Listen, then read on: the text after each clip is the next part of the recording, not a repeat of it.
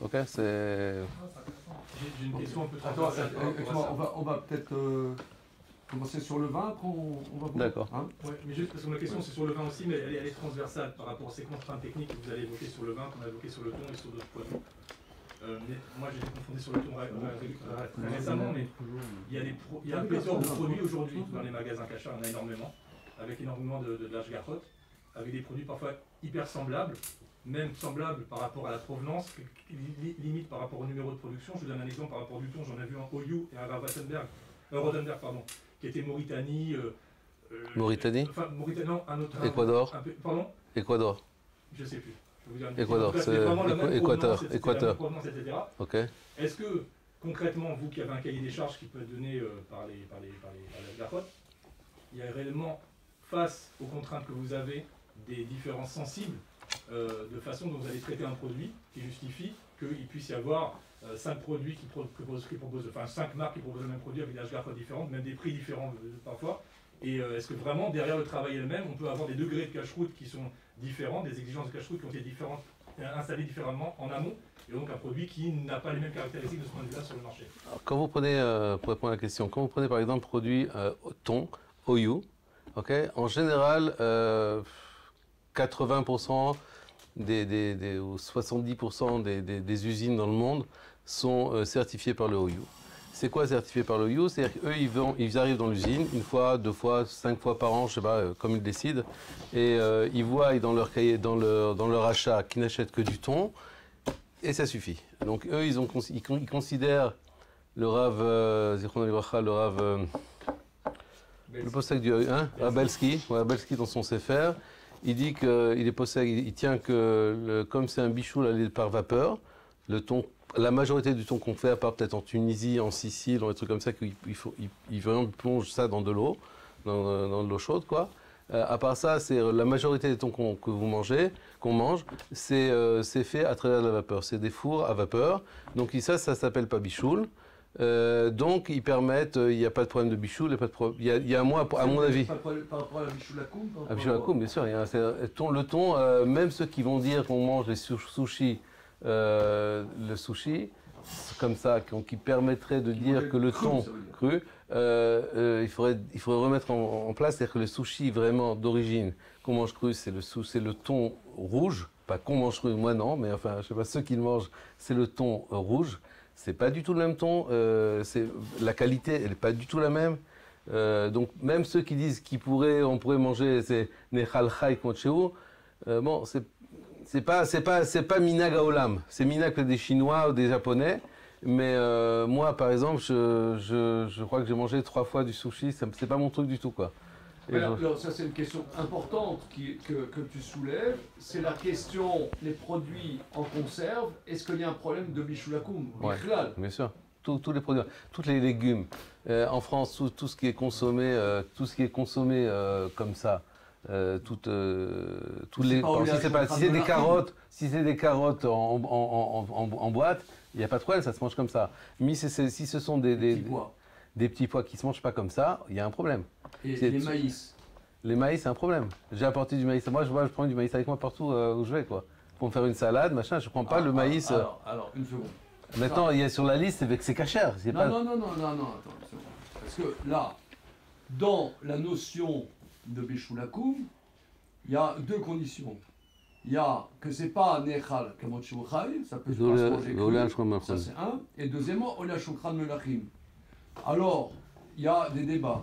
Quelque chose qui fondamentalement est ola shukran melachim, mais la manière dont c'est préparé, c'est pas ola shukran melachim. C'est-à-dire que un repas prestigieux, tu mets pas du maïs en boîte. Et quel maïs tu mets? Tu fais du maïs. Quel maïs tu mets aujourd'hui? Comment? Quel maïs tu mets aujourd'hui? Moi que je mange, mais je suis pas à la reine d'Angleterre malgré les apparences. Ouais, c'est vrai. Non, mais je sais pas.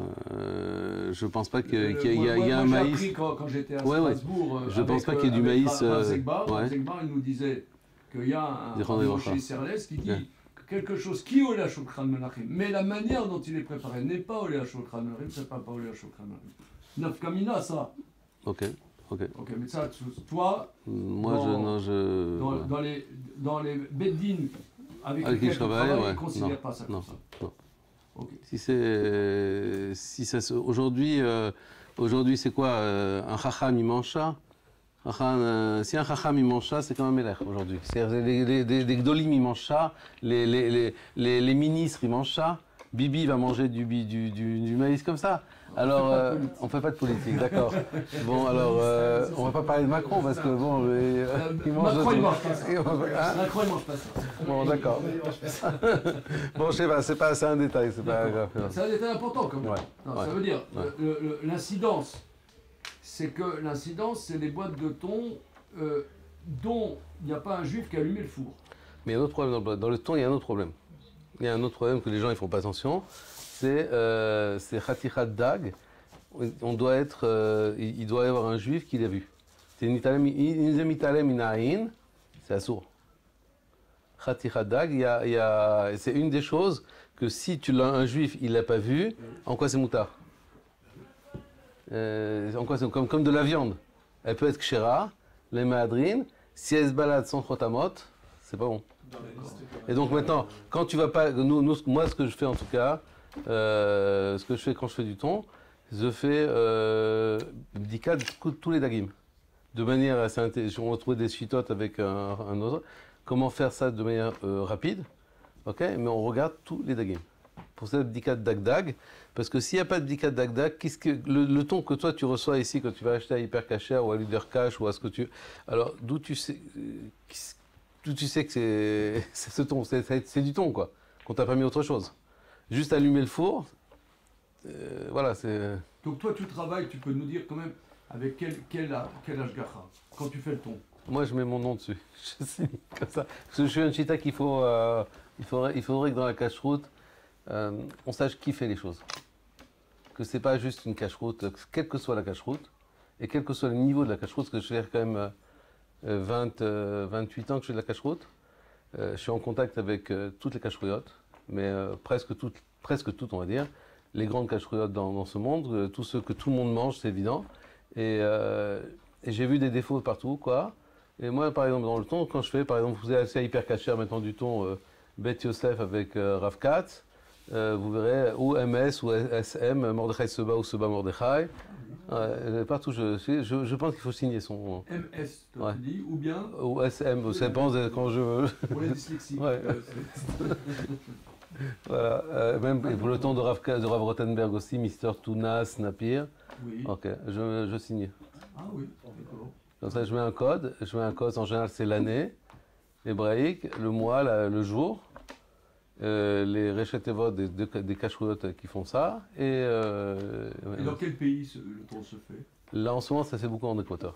En Équateur. En Équateur, les Français, ils apprennent d'Équateur, Thaïlande et un peu de Turquie, à Tchanakale. Voilà, c'est les 3 endroits qu'ils prennent. Avant, ils faisaient il y a eu des trucs de thon qu'on fait à Madagascar, l'île Maurice, Sénégal.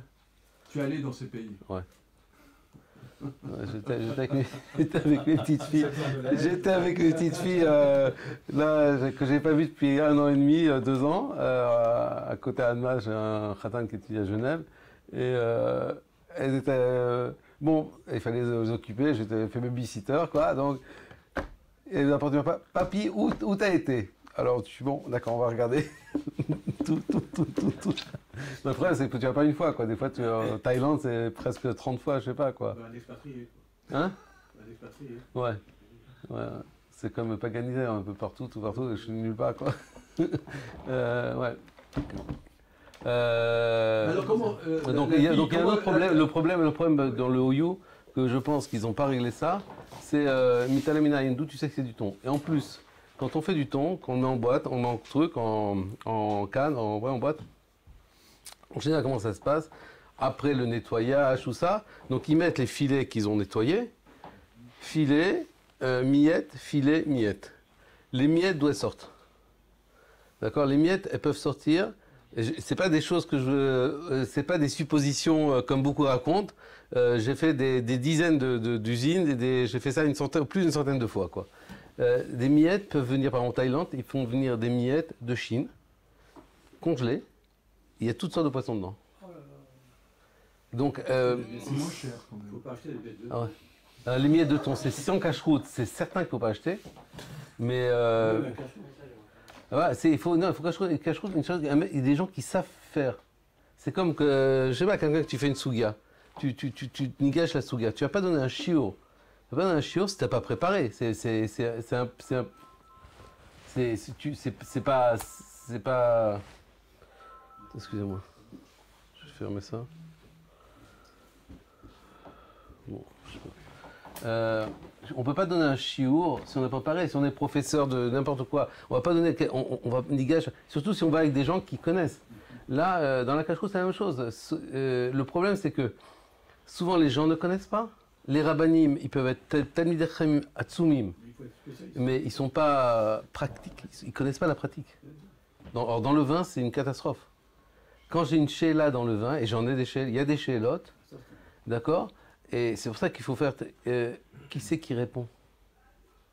Qui c'est qui répond? Moi, j'ai quelques références en France, Rav Rothenberg, Rav Charbit, avec qui je peux parler. En Argentine, il y a un Talmid Chacham Atzum Asatmer Rav Eckstein, qui est Eckstein, vraiment Eckstein. C'est un totard, c'est un plaisir de parler avec lui. Mais il n'y a pas beaucoup, en Israël, il n'y a pas beaucoup de gens qui connaissent la cache-route du vin. La cache-route du vin. De quoi? Le Hercher d'Argentine, c'est bon.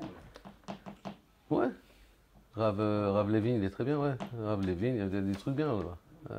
Mais il n'y a pas beaucoup de gens. Quand des questions, il y a des shélotes, c'est où la roue? Tu peux nous dire des Une shéla, voilà, la shéla qui était il y a quelques mois. Ça s'est passé 3 fois cette année. Une shéla, ça m'est jamais arrivé 3 fois. Des shmarim. Ils ont commandé des levures. Ils ont commandé des levures. Avec le corona, ils ont une commande de levure cachère, Rav Zekbar. Hein? Le levure, c'est pour faire fermenter le vin, le raisin. On ne fait pas de levure. Attends. Très bien. Ça c'est. Vous allez voir. Après, on va arriver à votre réflexion. D'accord. Des shmarim. On a pris des levures qu'on a mis dans le raisin. Ok. Maintenant, toutes les levures elles sont cachères, les pessars de Rav Zekbar. Très bien. Maintenant, avec le corona, ils ont un balag. Qu'est-ce que c'est? Elle est faite avec quoi cette levure? Alors ça, je dois aller sur place pour le voir sur place. Pour l'instant, j'étais sommaire sur Rav Zekbar. Il y a dans cette usine 3. Hein? La plupart prennent sans Hercher. Il y a un vendeur avec Hercher, je crois, en Israël. Ouais, non, il y a plusieurs. Il y a Michael Lehrer et il y en a d'autres encore. La plupart sont en Hercher s'ils s'appuient sur le Rav Wosner alors. Mais dans la majorité des caves aujourd'hui prennent avec Hercher. Avec Hercher, donc il y a le Rav Rubin qui en fait, Eda Haredit et Rav Zekbar, c'est la même usine, le même nom, simplement c'est l'hologramme qui change. Alors je ne sais pas si l'hologramme a une nafkamina, pas nafkamina, c'est quoi? On développe comme des pitriotes, comme ça Rav Wosner il explique dans son Sefer, chez Vet Alevi, dans le Chelek Chet Kufiou Dalet, Sham. Il explique comme ça, c'est comme des pitriotes qui poussent. Il y a une matzah, une base qui fait faire manger que ces pitriotes vont. Ces moisissures vont se développer. Donc, Oui, c'est des bactéries qui. C'est des bacs de culture. Des bacs de culture. La base de culture, elle peut être à partir de chita, à partir de seora, à partir de betterave, à partir de beaucoup de choses. Donc il faut une base de culture. Et ça fait les pitriotes. Ces pitriotes-là, elles sont séchées. Ça fait comme le Rav Wosner, il dit que ça fait comme des courées à kavish, comme des toiles d'araignée qui sont asséchées. Et ensuite, ça ce qu'on appelle la levure. Ok. Maintenant, ils ont pris des levures qui n'étaient pas chéries, qui sont pas cachères, sans cache-route. Ils sont trompés. Ils ont fait venir X levure, Michal Lehrer, l'importateur, et il y a une levure qui était. Ils se sont trompés en Danemark. Ils ont envoyé les levures sans cache-route. Ok. Maintenant, lui, le matchgar, là, c'est dans un yekev, un gros yekev en Israël. Il a regardé les trucs, puis il n'a pas regardé que ces paquets. Il n'a pas regardé ces paquets. Il a regardé en général. Ils sont sur la liste. Mais bon, celui-là, il est sur la liste, mais il n'a pas le stamp. Voilà. Il les a utilisés. Et il a fait plein de bouteilles. Non, pas, il a fait une cuve. Qu'est-ce qu'on fait? C'est d'un battle. Alors qu'est-ce qu'on fait? Alors donc le rabbin du Mekomi, qui est Chacham, c'est un peintre, il a commencé à faire un balagan Shalem. Je lui ai fait attends, tu fais de balagan, fais pas de balagan comme ça, viens, je dis surtout après, quoi. On fait pas de balagan. Quand on t'a une sheila, d'accord, on ouvre les sfarim, on pose la sheila, et après tu fais ton balagan si tu veux, si le mec il veut pas écouter. Mais d'abord, réponds. Alors, bon, ce qu'il m'a dit, oui, après, oui, excuse-moi. Donc, moi, là, tu es arrivé à la conclusion qu'il n'y a aucun problème. Les khatrila, on ne fait pas ça, mais Bedi Avad, ça c'est fait, c'est kasher. Mais ça avait fait un gros balagan. Alors, tout le monde commençait à parler, c'est parti au Rav Arashi. Le Rav Arashi, il ne voulait pas être côté. Rav Arashi, ça veut dire Rav Yitzhak. Rav Yitzhak n'a pas voulu être posek, parce qu'il y avait d'autres rachamim qui ont commencé à dire il faut être marmir. Ok, on a posé la question pour avoir un psak. Pour moi, c'était, moi, j'ai pas de problème par rapport à ça. Quel est le problème? Le problème, c'est qu'ils disent que quand tu dis shmarim, quand tu entends le mot shmarim, un chacham, qu'est-ce qu'il entend? Il voit gvina. Chalav, tu mets dans le chalav, tu mets shmarim, et c'est mahamid. Si met mahamid, tu ne peux pas l'obatil. Mais là, dans le vin, c'est pas mahamid. C'est pas mal, comme notre ami a dit. Ça accélère. Ça ménavette, ça, ouais. Voilà, c'est Zévorem en vérité. Parce que même si tu n'as pas la levure, de toute façon. Voilà, c'est ce que notre ami a dit. C'est exactement ce que Rav Akishtain m'a dit aussi quand j'ai discuté avec lui. Hein? Et encore, c'est pas sûr qu'elle ne soit pas cachée. Encore, c'est pas sûr qu'elle n'est pas cachée. Bichlal, c'est. Donc. Non, enfin, ça fait le bagarre. On a posé aussi la question à Rav Osher Weiss. Rav Osher Weiss était matir. Le OU aussi a été matir. Tout le monde a été matir. Mais comme ça a fait le balagan, Rav Yitzhak, il n'a pas voulu être avec d'autres. Ouais. Il n'a pas voulu rentrer dedans. Parce qu'il est mezoué, im Bet Yosef, c'est la famille, la même famille. Donc ils vont dire parce que c'est. Donc il n'a pas voulu rentrer dans la politique. J'ai pas compris. C'est le frère de Rav Moshe Yosef. Rav Yitzhak Yosef, c'est le frère de Rav Moshe Yosef qui est le Rosh Habadat, Bet Yosef. Ah, j'ai compris. Donc il n'a pas voulu rentrer. Voilà. Donc son bras droit, c'est un copain, Rav Shushan. Il m'a dit écoute, Azov, qu'est-ce que tu veux, Azov. Azov il est mal placé. Ouais, on ne peut pas répondre, d'accord. Donc qu'est-ce qu'on a fait pour ne pas avoir de trucs? On a pris une partie du vin, on l'a mis dans les Troumat Maaser. Parce que ça c'est un point assez intéressant qu'en France on ne connaît pas, c'est le Troumat, les Maasrot. Donc une partie du vin était jetée, Troumat Maaser, et l'autre elle est sortie en tant que Yain Kacher, sans Méadrine, sans Bet Yosef. J'ai eu la même question en France, j'ai eu la même question en France. En France, et j'ai eu la même question là maintenant en Argentine. Mais là c'était 2 levures Kacher, ça c'était la politique entière, 2 levures Kacher, une roubine, c'était pour, dans la même cave on travaille roubine et Bet Yosef, et le Mashgiach il n'a pas fait attention, il faisait le remontage, donc je dis on commence toujours par roubine comme ça il n'y a pas de problème, là, donc ça fait, il commence à les trucs, et il est arrivé à une des cuves, il fait le remontage, il a oublié de déplacer, quand on fait un remontage, on prend le vin du bas et on le met sur le haut pour casser ce qu'on appelle le chapeau et pour lâcher toutes les tanins, Donc il a fait ça, il a enlevé une fois, 2 fois, et la 3e fois, il a oublié d'enlever en haut. Donc il a pris la cuve Bet Yosef, c'est le même vin, tout est la même chose, les mêmes vaches, il a pris la cuve Bet Yosef, on va dire, et il a laissé dans la cuve Roubine. Il n'a pas laissé longtemps parce que c'est quand ceux qui ont déjà fait un peu de vin, on sait qu'on peut pas une cuve en fermentation, elle n'est pas entièrement remplie, mais elle est remplie. Elle n'est pas, c'est pas une cuve vide quoi. Donc il a fait tourner peut-être 1 minute, 2 minutes, maximum 1 minute on va dire. Je sais même pas parce que sinon ça serait rempli entièrement. Et il a arrêté. Donc qu'est-ce qu'on fait? Alors le mashgiach de Roubine, je sais pas, il n'a même pas posé la question au Rav. C'est assour, regarde-le pour Bet Yosef. C'est 2 shmarim, c'est shmarim Rav Zekbar, et là c'est les shmarim Roubine, qui sont de la même usine. D'accord? Moi j'ai été invité par, j'ai pas eu le temps d'y aller, mais l'importateur Michal Lehrer m'a invité au Danemark à aller voir qu'est-ce qu'il y a tout le talier de A à Z, comment on fait les shmarim. Au Danemark, tu supervises ce qui se passe en Argentine? Non, au Danemark c'est les shmarim, production des shmarim. C'est pas moi qui le fais, c'est Rav Zekbar.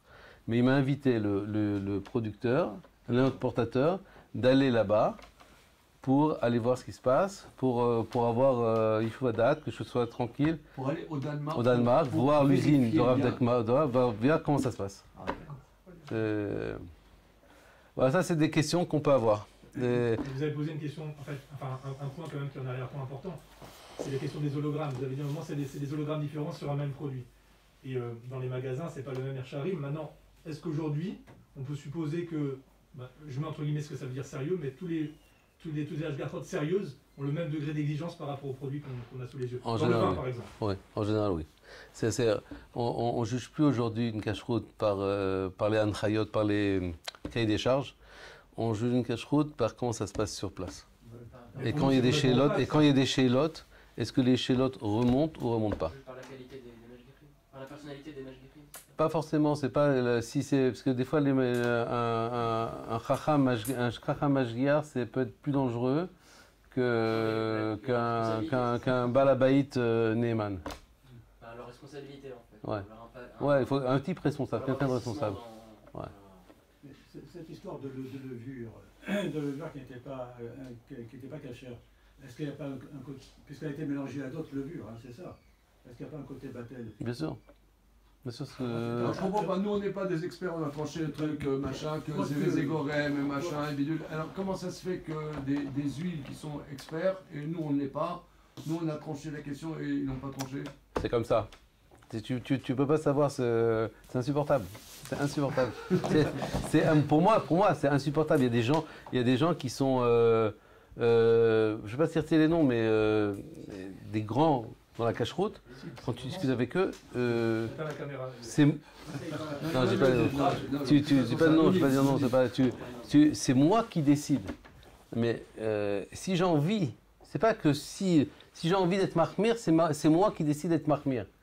Et tu as pas, c'est incroyable. On est dans un monde politique total, autoritaire et politique. C'est-à-dire, c'est pas ça dépend. C'est-à-dire, il y en a avec qui on peut discuter, tu as dit. Oui, bien sûr. Bien sûr, il y en a qu'on peut discuter, et il y en a on peut pas discuter. On ne peut pas discuter. Est-ce que ça a un effet néfaste dans l'autre sens? Qu'à cause des politiques qui permettent certaines choses. Bien sûr. Mais bien sûr. On veut des noms. Bien sûr, tu veux des noms, je peux donner des noms, la vérité. Non, c'est pas intéressant les noms, c'est pas intéressant, mais je suis toutes les cache-routes. Rov cache-routes à Moudarot, Khoutsmi des quelques cache-routes qui sont. J'ai fait des trucs avec. Dafka, c'est toujours des satmars. Les satmars sont des marmirim de folie, mais ils ont un côté. La qualité que j'aime, c'est un peu ce qu'on retrouve chez Rav Rothenberg. C'est Chaboura. Chaboura. Eux, ce qu'ils cherchent, c'est un truc Chaboura. Je connais la personne. C'est ce que j'ai entendu chez Rav Rothenberg. Encore hier, on était pendant des heures en discussion. Tu connais toutes les personnes avec qui ils travaillent pour toi? C'est ça les questions de Rav Rothenberg. Tu les connais tous. C'est pas qu'on va s'appuyer sur quelque chose qui s'appuie sur quelqu'un, qui s'appuie sur quelqu'un. Tu prends du thon de n'importe tout thon qui a été fait en Thaïlande pendant la dernière année. Ok? C'est les Chabad qui ont fait ça. Tu sais quel Chabad quels que soient les cache-routes et quels que soient les plus maudarot. Voilà. Du thon et tous les produits qui sont faits en Thaïlande. Pas que ça, hein, tous les trucs. Il n'y a pas d'entrée en Thaïlande. Donc, est-ce que tu peux peut-être nous synthétiser, parce qu'en Israël, du vin sous la Hashgacha, dont toi tu es dans l'organigramme, hein, j'ai vu, il y a ta photo dans l'organigramme de Yoredea. Bet Yosef. Comment? Bet Yosef. Bet Yosef, pardon. Bet Yosef, tu es dans l'organigramme Bet Yosef. Ouais. Mais c'est énormément de caves. De caves. Ouais. Alors comment c'est possible de superviser toutes ces centaines de caves? Non, c'est pas centaines. Nous, on a à peu près 40 caves, 38 caves. D'accord. Ok. Donc moi, mon tafkid, c'est d'être pendant le bâtir tout le temps zamine, de voyager partout, pendant le vendange, ok, d'être en contact avec tout le monde tout le temps. Ça veut dire que tous les mois, je fais un tour de toutes les caves. Tous les mois et demi, ça dépend des caves. Ouais. Ça dépend des caves. Il y a des caves, c'est des petits trucs. Il n'y a pas grand-chose. Il y a des caves où le contact est beaucoup plus facile, le mashgiach est très très effectif. Il est présent, il fait très très bien son travail. Il y a beaucoup de caves, c'est que des religieux. Que des religieux, c'est que des gens qui potent Rougot ou qui potent Shrorot ou Chassidim. Que des religieux. Alors c'est beaucoup plus facile, quoi. Le contact, ils savent que moi, Ouais, ce matin, je suis en Sheila avec une cave, tout le temps, ils savent qu'ils peuvent me joindre tout le temps. Et chaque Sheila, elle est répondue. Ça aussi, il y a un contact humain et que chaque Sheila, chaque détail, ils savent qu'on peut en parler, et on en parle et il y a des solutions. D'accord. Et Trumot et Maserot, comment ça se passe? On va à chaque truc, il y a des Sheilot. Ça, Trumot et Maserot, il y a aussi des Sheilot. Par exemple, il y a des Ramot Riyuv. Des niveaux de je sais pas comment on dit, d'exigence, pas d'exigence, non. Il y a Olé Bavel et Olé Mitzrayim. Vous connaissez un peu? Oui. Olé Bavel, Olé Mitzrayim. Alors, Olé Mitzrayim. Bet-Shan, par exemple. Ouais, Bet-Shan, tout ça. Alors, Olé Mitzrayim, Kitcha le Sha'atav et Lo Kitcha le Tilavo. Olé Bavel, Kitcha le Sha'atav. Tu peux expliquer? Alors, d'accord. Alors, il y a deux sortes, il y a deux aliyahs, on va dire. L'aliyah de ceux qui sont venus d'Égypte, sortie d'Égypte, et la sortie de Bavel. Donc maintenant, là, la Gdusha, quand les Juifs sont entrés en Eretz Israël, ça a pris une Gdusha. Cette Gdusha, la première Gdusha, elle était pour son temps et pas plus. Une fois qu'ils sont ressortis, après le Chorban Beit Rishon, la Gdusha, elle est partie. Maintenant, quand ils sont revenus de Bavel, donc Kitchal et Sheata, il y a eu la Gdusha quand les Juifs sont revenus, et elle est restée pour tout le temps. Donc maintenant, Nafkamina sur les territoires. Quels sont les territoires qui ont été conquis par Olé Mitzrayim, par ceux qui ont venu de Mitzrayim et Olé Bavel. Donc Olé Mitzrayim, il y a des endroits où les Olé Bavel ne sont pas arrivés. D'accord? Donc maintenant, le Golan par exemple. Ils ne voulaient pas, ou même, ils sont allés là-bas, mais ils n'ont pas voulu donner la sainteté comme Bet-Shan. C'était pas, donc par exemple le Galil. Bet-Shan, pour moi, c'est pas tellement une parce qu'il n'y a pas tellement de caves là-bas, mais le Galil et Lyon. Oui. Du Golan par exemple. Enfin, on a des raisins qui viennent du Golan, des raisins qui viennent de Yehuda Veshomron. Non, ok. Maintenant, quand on fait les Maasrot, on doit donc maintenant, ça on regarde ça comme deux niveaux. D'accord? Donc c'est, on peut pas être Maaser, Minachiyuv Laptour. C'est on peut pas faire prendre du Maaser, dire ça c'est Maaser sur tout. Si ça c'est le niveau est moins important, moins kadosh que le reste. Même si le reste, il y a un chiyuv de Maasrot.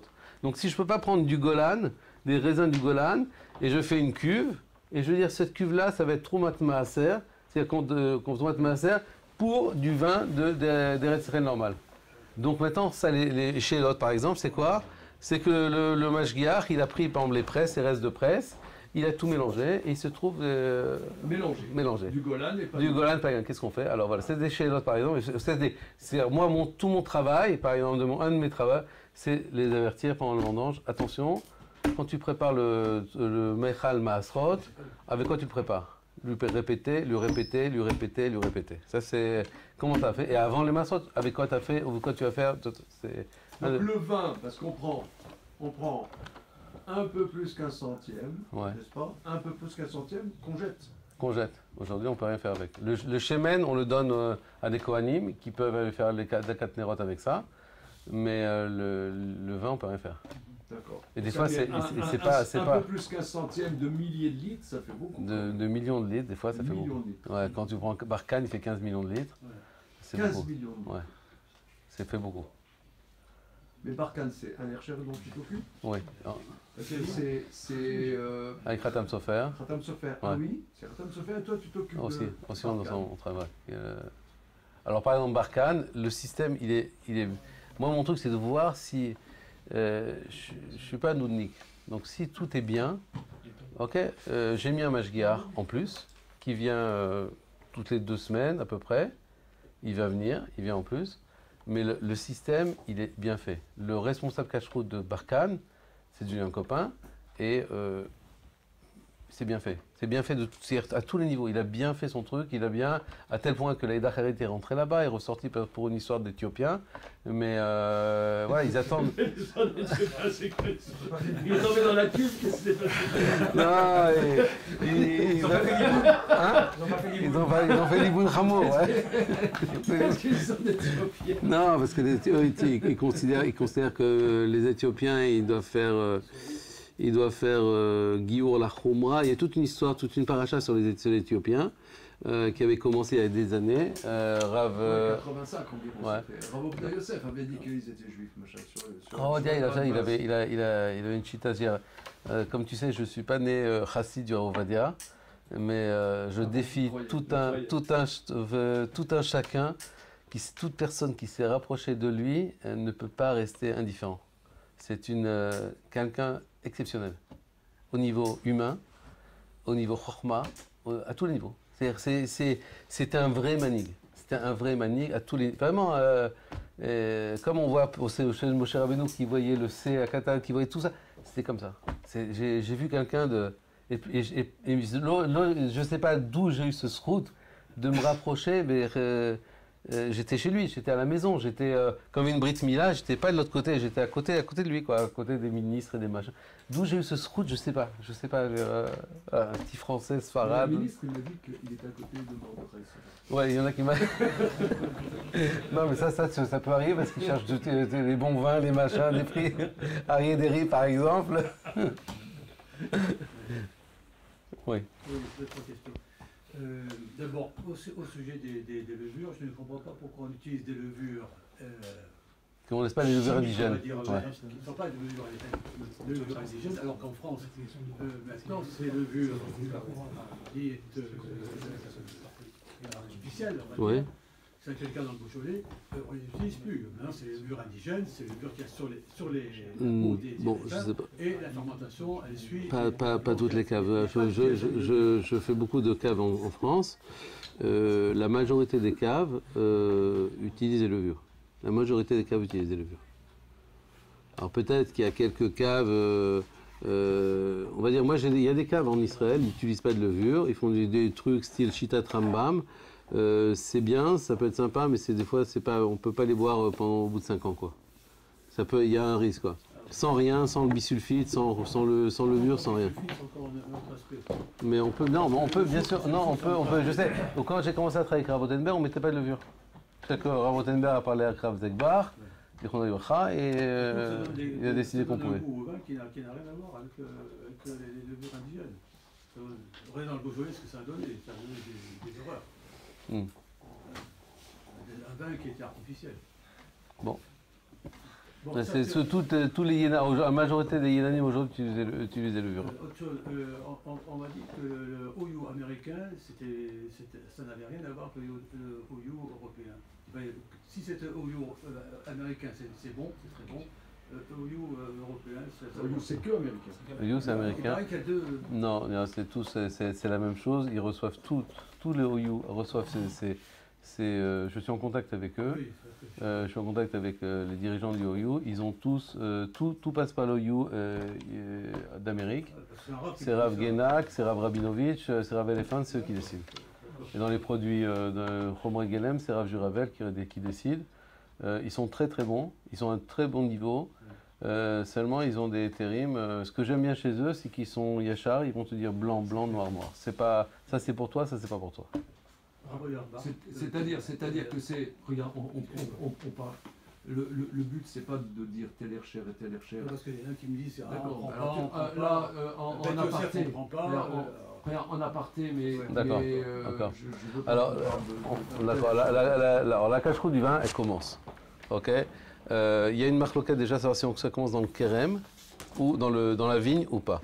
Il y a deux sortes de ramassage de raisin. Soit c'est à la main. Alors là, il n'y a aucune chéla. Donc le raisin peut arriver à la cave et tout commence en France, en Europe, en Rousselaret, on va dire, qu'à partir d'où le raisin arrive à la cave. Et il y a le vendange mécanique. Le vendange mécanique, il y a une discussion entre les acharonim pour savoir s'il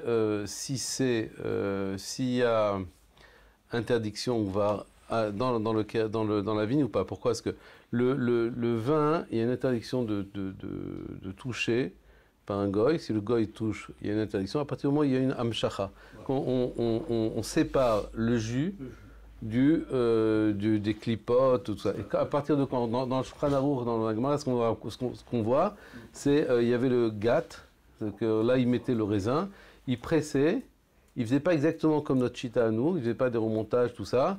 Peut-être le raisin était beaucoup. C'est qu'on parle souvent que le yen était chazak à leur époque. Ça dégageait plus rapidement, a priori. Donc ils pressaient le raisin dans le gat. Et ce qui sortait là, c'était interdit. Donc maintenant, il y en a qui disent ce qui se passe dans la botseret, dans la vendangeuse. Il y en a qui disent c'est un problème parce que quand la vendangeuse est vendange, c'est quoi? Il y a un seretna, comment ça s'appelle? Un truc qui. Comment ça s'appelle en français? La batteuse, oui, mais c'est comment ça donne des coups, ça donne des coups sur la vigne. Le raisin tombe sur un seretna, un tapis roulant avec un tapis roulant qui fait remonter la vendange dans deux cuvons, en général, deux cuvons qui se trouvent en haut de la vendangeuse. D'accord? Maintenant, quand la vendangeuse fait son aller-retour, elle va verser ensuite son contenu dans un camion. Donc quand tu verses, d'accord, quand tu prends un café, ça se presse un peu, ça s'éclate, ça se machin. Donc quand tu verses comme ça un truc, c'est comme tu fais un café turki. Quand tu verses le versé turki, c'est d'abord le liquide et après le solide. Donc là aussi, il y a toujours le liquide qui va sortir au début, et le solide. Donc il y en a qui disent que, donc à partir de là, il y a déjà une amshacha. Maintenant, alors en Israël, il y a eu un psak du Rav Eliashiv. Je ne sais pas qui c'est qui lui a apporté et comment lui a apporté. Parce que ça aussi, c'est un grand. Il y a beaucoup de spécialistes sur tous les sujets en Israël. Mais voilà, je sais pas. Et donc le Rav Eliashiv était possèque qu'il fallait faire attention à partir de la. C'est pas que c'est à source, il faut attention à partir de la Betsira. Donc en Israël, toutes les cacheroutes font attention, on fait presque toutes les cacheroutes, je pense, font attention à partir de la vendangeuse, que ça se passe avec un juif. Pour des vendanges mécaniques. Mécaniques, ouais, mécaniques. Pour les vendanges pas mécaniques, en Israël, on demande en plus qu'il y ait un mashgiach qui vienne aussi, pour voir, un autre problème, c'est orla. Pour voir qu'on prend du raisin que du raisin qui n'est pas orla. On a déjà fait un travail avant pour voir que quand tu vas acheter du raisin, tu peux pas prendre du raisin comme ça. Ou tu vas acheter ton raisin, la cave elle doit donner ta Rishima, ou chez qui elle va acheter le raisin. On vérifie que ce raisin n'a pas de problème de orla. Et c'est compliqué. Vendanger une vigne qui a 4 ou 5 ans, c'est vendanger des choses qui valent pas le coup d'être pressées. Ça, c'est vrai pour des bons vins. Mais pour des bons vins. Mais pour un jus de raisin. Oui, jus de raisin. Le jus de raisin, on cherche la quantité. Donc, le jus de raisin, c'est un gros problème. Et vous savez, la quantité de jus de raisin. Simplement, de Chutz Laaretz, ils font venir, les caves israéliennes, font venir entre 8 et 10 millions de litres par an quand c'est pas Shemitah. Normal. Année normale, quoi. 8 à 10 millions de litres par an. Donc en Israël, il y a aussi du raisin. Donc ça peut être vraiment une vraie chéla. Donc sur les vins ou les vins simples, il y a une on peut dire qu'on va d'après le robe ou non? Ouais. Donc en fait, on ne fait pas attention. Enfin, d'après la majorité. En Chouslaret, personne ne fait attention. Personne ne fait. On ne fait pas attention. On ne va pas chercher l'orla d'où vient. Toi, tu supervises du jus de raisin partout, en Italie, en Espagne, on ne fait pas attention à ça. Maintenant, sauf si et ça m'est arrivé 2-3 fois. Sauf le goy qui arrive avec son camion, elle est très content. Je viens, qu'est-ce que tu as d'être si joyeux ce matin? C'est mon premier raisin, c'est quoi ton premier raisin? C'est une nouvelle vigne. Ah ouais, c'est une nouvelle vigne. Et quand tu as planté ça? Voilà. Alors pour lui, il me dit, c'est la 3e année. Alors pour lui, des fois la 3e année, quand tu vois les tarichim, pour nous c'est la 4e année déjà. Parce que si on plante avant Tou B'Av, si c'est planté avant Tou B'Av, donc il y a Tou B'Av, les 2 dernières semaines de Av, c'est pour la Klita, ce que ça pouvait, et là, le mois qui suit, c'est un mois comme si c'était une année, Chodesh Keshana, et donc on considère là ça comme une première année, les 2 suivantes, d'accord, ça fait 3 ans, donc la 3e année qui pour lui, pour le goy, c'est une 4e année pour nous. D'accord? Mais 4e année, c'est Neta Revaï. Il n'y a pas de Neta Revaï en Chouslaret. Il n'y a pas de Neta Revaï, je suis en train de dire que oui. Okay. On ne fait pas attention au Neta Revaï en Chouslaret. Comment? On ne fait pas attention au Neta Revaï en Chouslaret. Moi, je fais attention. Quoi? Parce que j'ai des vignes. Tu as des vignes? Oui, j'ai des vignes. J'ai fait attention à son état réveil. Et qu'est-ce que tu fais avec le réveil? Comment? Ça reste. Qu'est-ce que tu Je fais? suis mochalel sur. C'est comme ma Cherchini. Tu fais un chiloul? Ouais. J'ai jamais entendu ça. On verra après. alors. D'accord, ok, je vais regarder. On verra, on verra. En Eretz, on fait pas le maasrot, on fait le tarévaï. Par exemple, ça aussi, de voir, attention que le tromot maaser. Une question pour le. Qu'est-ce qu'on fait, par exemple, un musulman? Quel est son statut quand il. Par exemple, là tu viens de dire, l'ouvrier qui fait la vendange mécanique. Donc, d'après ce psaque de Rav Eliashiv, il faut faire attention Que la botza soit versée par voilà, un juif. soit versé par un juif. Maintenant, qu'est-ce Il qu'il faut en est les par exemple pour un musulman? Quel est le statut d'un musulman C'est interdit. interdit? Même si c'est pas par contact. Même si c'est pas en contact. C'est tout interdit. D'accord. T'as pas de. Le conducteur du camion soit juif. Non. Non. Non, parce que Non, il peut non. être, il peut être, Non, mais il y a des choumas, il y a du business. il peut être qui se fait. éthiopien. L'après-midi, vous avez dit que oui. Hein? L'après-midi, chansonnier, l'après-midi avait dit qu'ils faisaient pas attention aux conducteurs. Il y a une histoire, il y a Ah, des bennes qui se sont envolées, je sais pas quoi. oui. Où ça, Crédit en truc, en France, il fait pas de vin. En France, ouais, ouais. En France. Que- Non, ce qu'on fait attention en France, c'est que quand le camion il arrive, il est conduit par le gars jusqu'au conquet. Mais des fois, il faut, par exemple, des gros camions. Quand on parle de jus de raisin, c'est des fois des gros trucs, quoi. Et donc, il faut ouvrir, commencer à ouvrir, pas ouvrir entièrement, mais commencer à ouvrir avant que avant que ça se rapproche du conquet, que ça rentre dans le conquet. Donc, ça, c'est fait par, on ouvre, et après le dernier truc, c'est fait par le mashgichim. Il y en a un qui rapproche et qui vide. Bon, ça peut arriver qu'un gars il vide. Alors qu'est-ce qu'on fait? C'est chez l'autre. Est-ce qu'on obtient que, moi tout le truc, pourquoi ça s'est énormément développé Beth Yosef? Parce que les gens ils ont un mané. Ils savent qu'à n'importe quelle heure, les vendanges, ils téléphonent n'importe où, n'importe quelle heure, on répond. Il y a un mané. Ce qui n'est pas toujours le cas avec les meilleurs cacheroutes. Je ne donne pas les noms, mais des meilleurs cacheroutes va trouver une réponse à 3h du matin.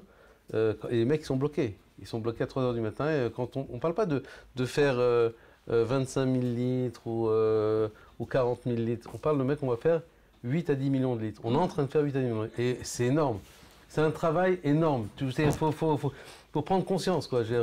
Moi, ça m'est arrivé dans une cave. Ça m'est arrivé avec une cave. On est parti en visite avec Rav Yehuda, Chaim Yehuda Cohen de Haredit. La cave. Donc j'avais parlé avec eux, c'est la 3e année que je travaillais avec eux. On allait travailler, c'était au mois de juin, juillet, comme ça. Avant le truc, je lui ai fait ok, on va venir. Maintenant, on va augmenter les trucs. Il me faut des culs, il faut tout. Elle me dit, la bonne femme, ne t'inquiète pas, tout est prêt pour toi. J'ai compris ce que tu veux, tout est prêt pour toi. On est arrivé, ok. On a trouvé 8 cuves de 1 million de litres chacune, prêtes à finir. Enfin, ils ont fait pour nous en cachère, toutes neuves. Un nylon. Un gars italien. Je veux dire, il faut investir, faire du cachère. À long terme, il faut investir. Et si tu investis, je crois en 3 parce que quelqu'un qui investit, ça veut dire qu'il y a une certaine némanoute. Excuse-moi, tu peux répéter. Quelqu'un qui investit, un gars qui investit dans la cache-route, Oui. ça veut dire qu'il ne va pas trahir la cache-route.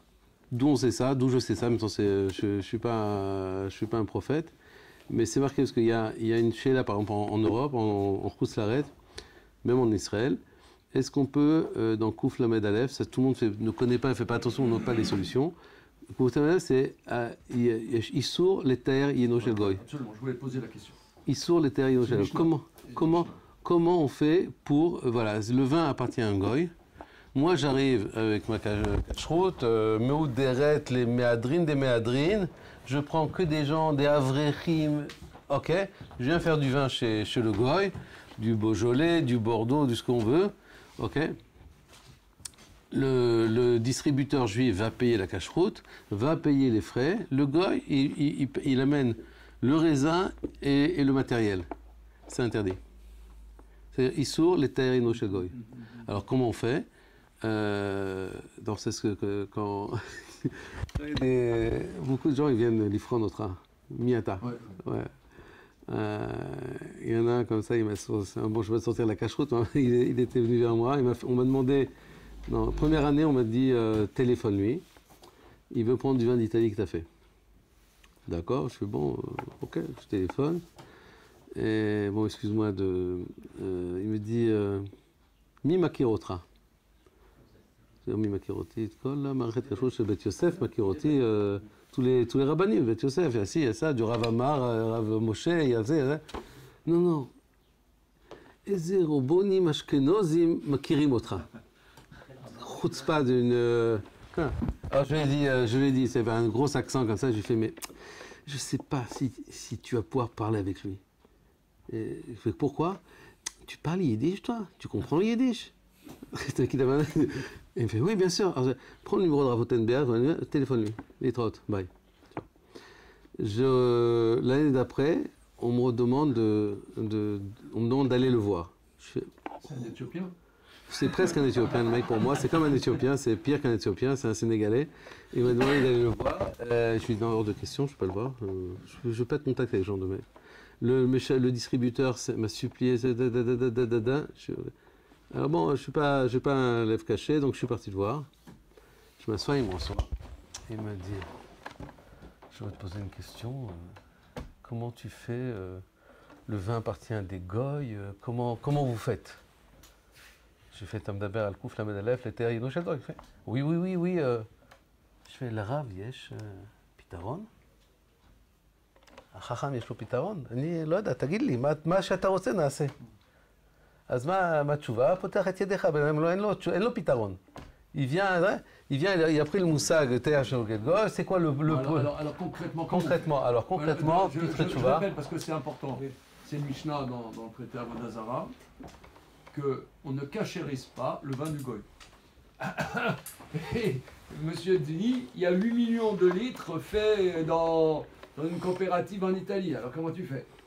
Voilà, alors il y a deux solutions. Soit, ma première solution, c'est que tu fais un contrat entre le goy et un juif, et les caves, la cave qui va acheter, ceux qui vont acheter, avec un paiement pas de la totalité, mais un kinyan.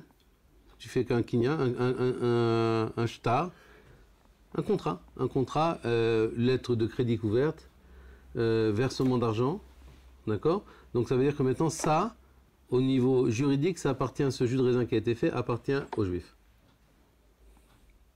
Il a été acheté par le juif, il n'a pas été entièrement payé. C'est le jus ou le raisin? Le jus, le raisin, c'est pas...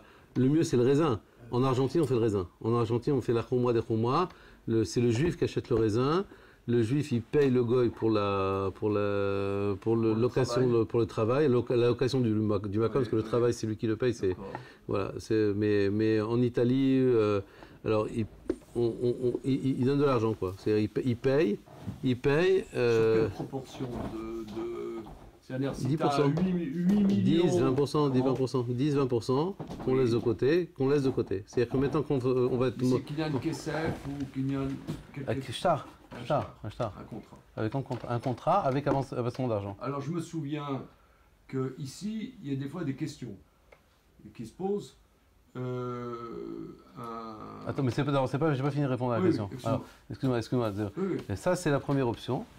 Et moi, j'essaie de faire le plus d'options possible. Deuxième option, c'est le Noda Biouda, dans le Pitrochoy de Noda Biouda, je crois, il apporte que si le goy, il est motzi kesef pour la cacheroute, on n'a plus de problème. Donc, par exemple, en Italie, ce que fait, c'est que le goy, il paye toute la cacheroute. À part le contrat qu'il a avec le juif, c'est le goy qui paye la cacheroute. Ça veut dire les conditions de la cacheroute. Les mashgichim. Les mashgichim. Moi, quand je vais là-bas, l'hôtel, le billet d'avion, la voiture, le machin, tout ça, tout est payé par le goy. Ah, c'est pas le rabbinat? Non, tout est payé par le goy.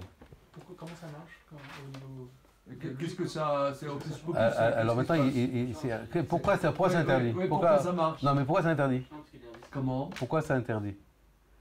Parce que c'est-à-dire que même si tu fais chotam betor chotam, ça marche pas. Parce qu'il est mezalzel baiser. Là, il n'est pas mezalzel. Là, il a dépensé de l'argent, il va faire attention que... C'est un des points. Expliquer un peu plus. Ça veut dire que pourquoi le goy, pourquoi excusez-moi, un vin se garde, on doit le garder avec deux chotamot, 2 scellés. Ouais, 2 scellés. Maintenant, pourquoi 2 scellés dans ce cas-là où le vin appartient au goy, aux non-juifs et que c'est fait et que la cache-route est payée par une keïla ou par un distributeur juif, pourquoi ça ne marche pas? Parce que le goy n'a pas, les scellés pour lui n'ont pas d'incidence, c'est pas important pour lui. Puisque c'est à lui. Ouais, c'est ça lui. Donc si maintenant il dépense de l'argent pour ça, c'est autre chose. c'est bon. Mais est-ce qu'on ne crée pas un nouveau problème t'as le quand là un salarié Hein? est-ce Quand qu'on il y aurait des Kouf la Medalef, on empiterait tout au début. c'est pas forcément un article ce que je veux dire, mais c'est HKFIC ou pas. Est-ce qu'on ne crée pas un nouveau problème en rendant des gens qui vont travailler dans la cache-route salariés du goy? C'est-à-dire on a une dépendance maintenant d'argent, c'est mon patron, c'est compliqué en cas de problème. Non mais c'est pas des salariés, c'est saisonniers quoi, c'est des saisonniers, c'est pas des salariés. Oui mais ce rapport d'argent, c'est quand même un rapport qui est pas... Ouais mais tout est décidé par moi. Quand je travaille, tout conflit entre le goy et le chat, et il y en a, d'accord, c'est moi qui décide. C'est dans le contrat qu'on a, d'accord. Eux, ils me disent, moi j'ai fait 14 heures, on avait prévu 12 heures. Ces 2 heures, qu'est-ce qui se passe? Allô, tu lui dois 2 heures. Non, mais ces 2 heures, ils ont fait ça, ils ont fait ça, ils ont fait ça. Bon, alors 1 heure. Je vois tout. Je me souviens d'un Yann, je ne dirai pas le nom, qui nous avait fait un cours il y a quelques années sur le sujet du affaires. Il y avait une production de Côte-du-Rhône, pas cher. Ouais.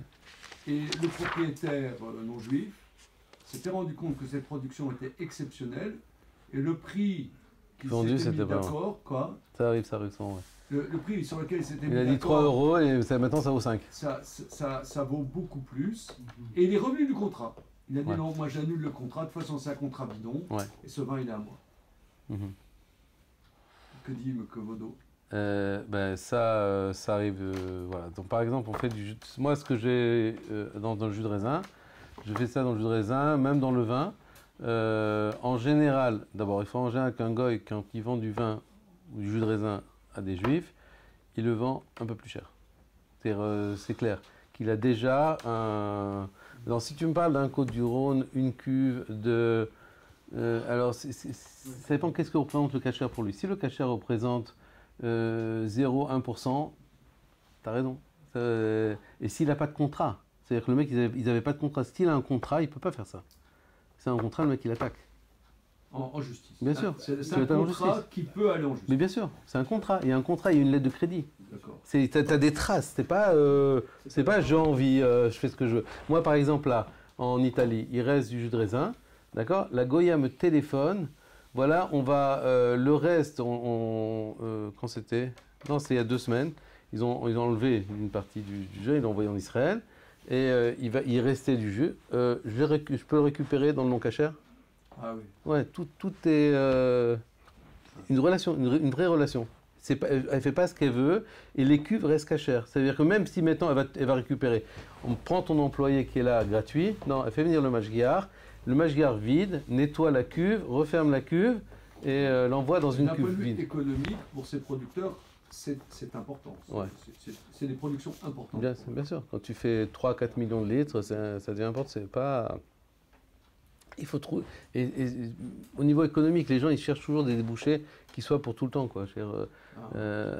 C'est vrai qu'il y a des années, il y a 2 ans par exemple, ils avaient pas du cachère. Ils avaient énormément de ventes. L'année dernière, tout le monde était content de vendre au cachère. Parce que les ventes ont diminué. Ouais, donc Pitre Chouva, je crois que c'est là. On regardera après, 2 secondes. Voilà, c'est ce Pitre Chouva là. Je regarderai ici. On ferme la lèvre au début. On peut l'ouvrir ou on Vas-y, Berkhavod.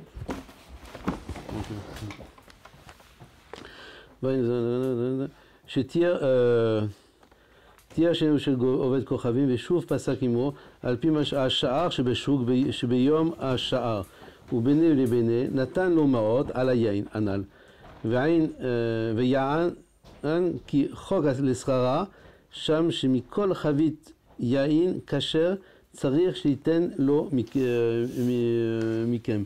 Il doit donner sur chaque... Il y en a qui vont son marmirim de donner sur... voilà, j'ai 10 chaviot, 10 mechalim. Sur chaque chavit, il est 100 shekels, 100 shekels, 100 shekels. Il y en a qui sont marmir comme ça. Non, moi je fais pas comme ça. Je fais sur un total. Pas sur chaque ravit. D'accord? Que le goy donne. Que le juif Que le donne. juif Là, c'est la première achète, option. achète. L'achète. De chaque, c'est la première option, ça. Vous ratza le'avir auto ameches alken lo chatam achaviot velo amartav kede shelo yargish asar shiavo l'amartav. Non, je ne sais pas, c'est pas celui-là de son.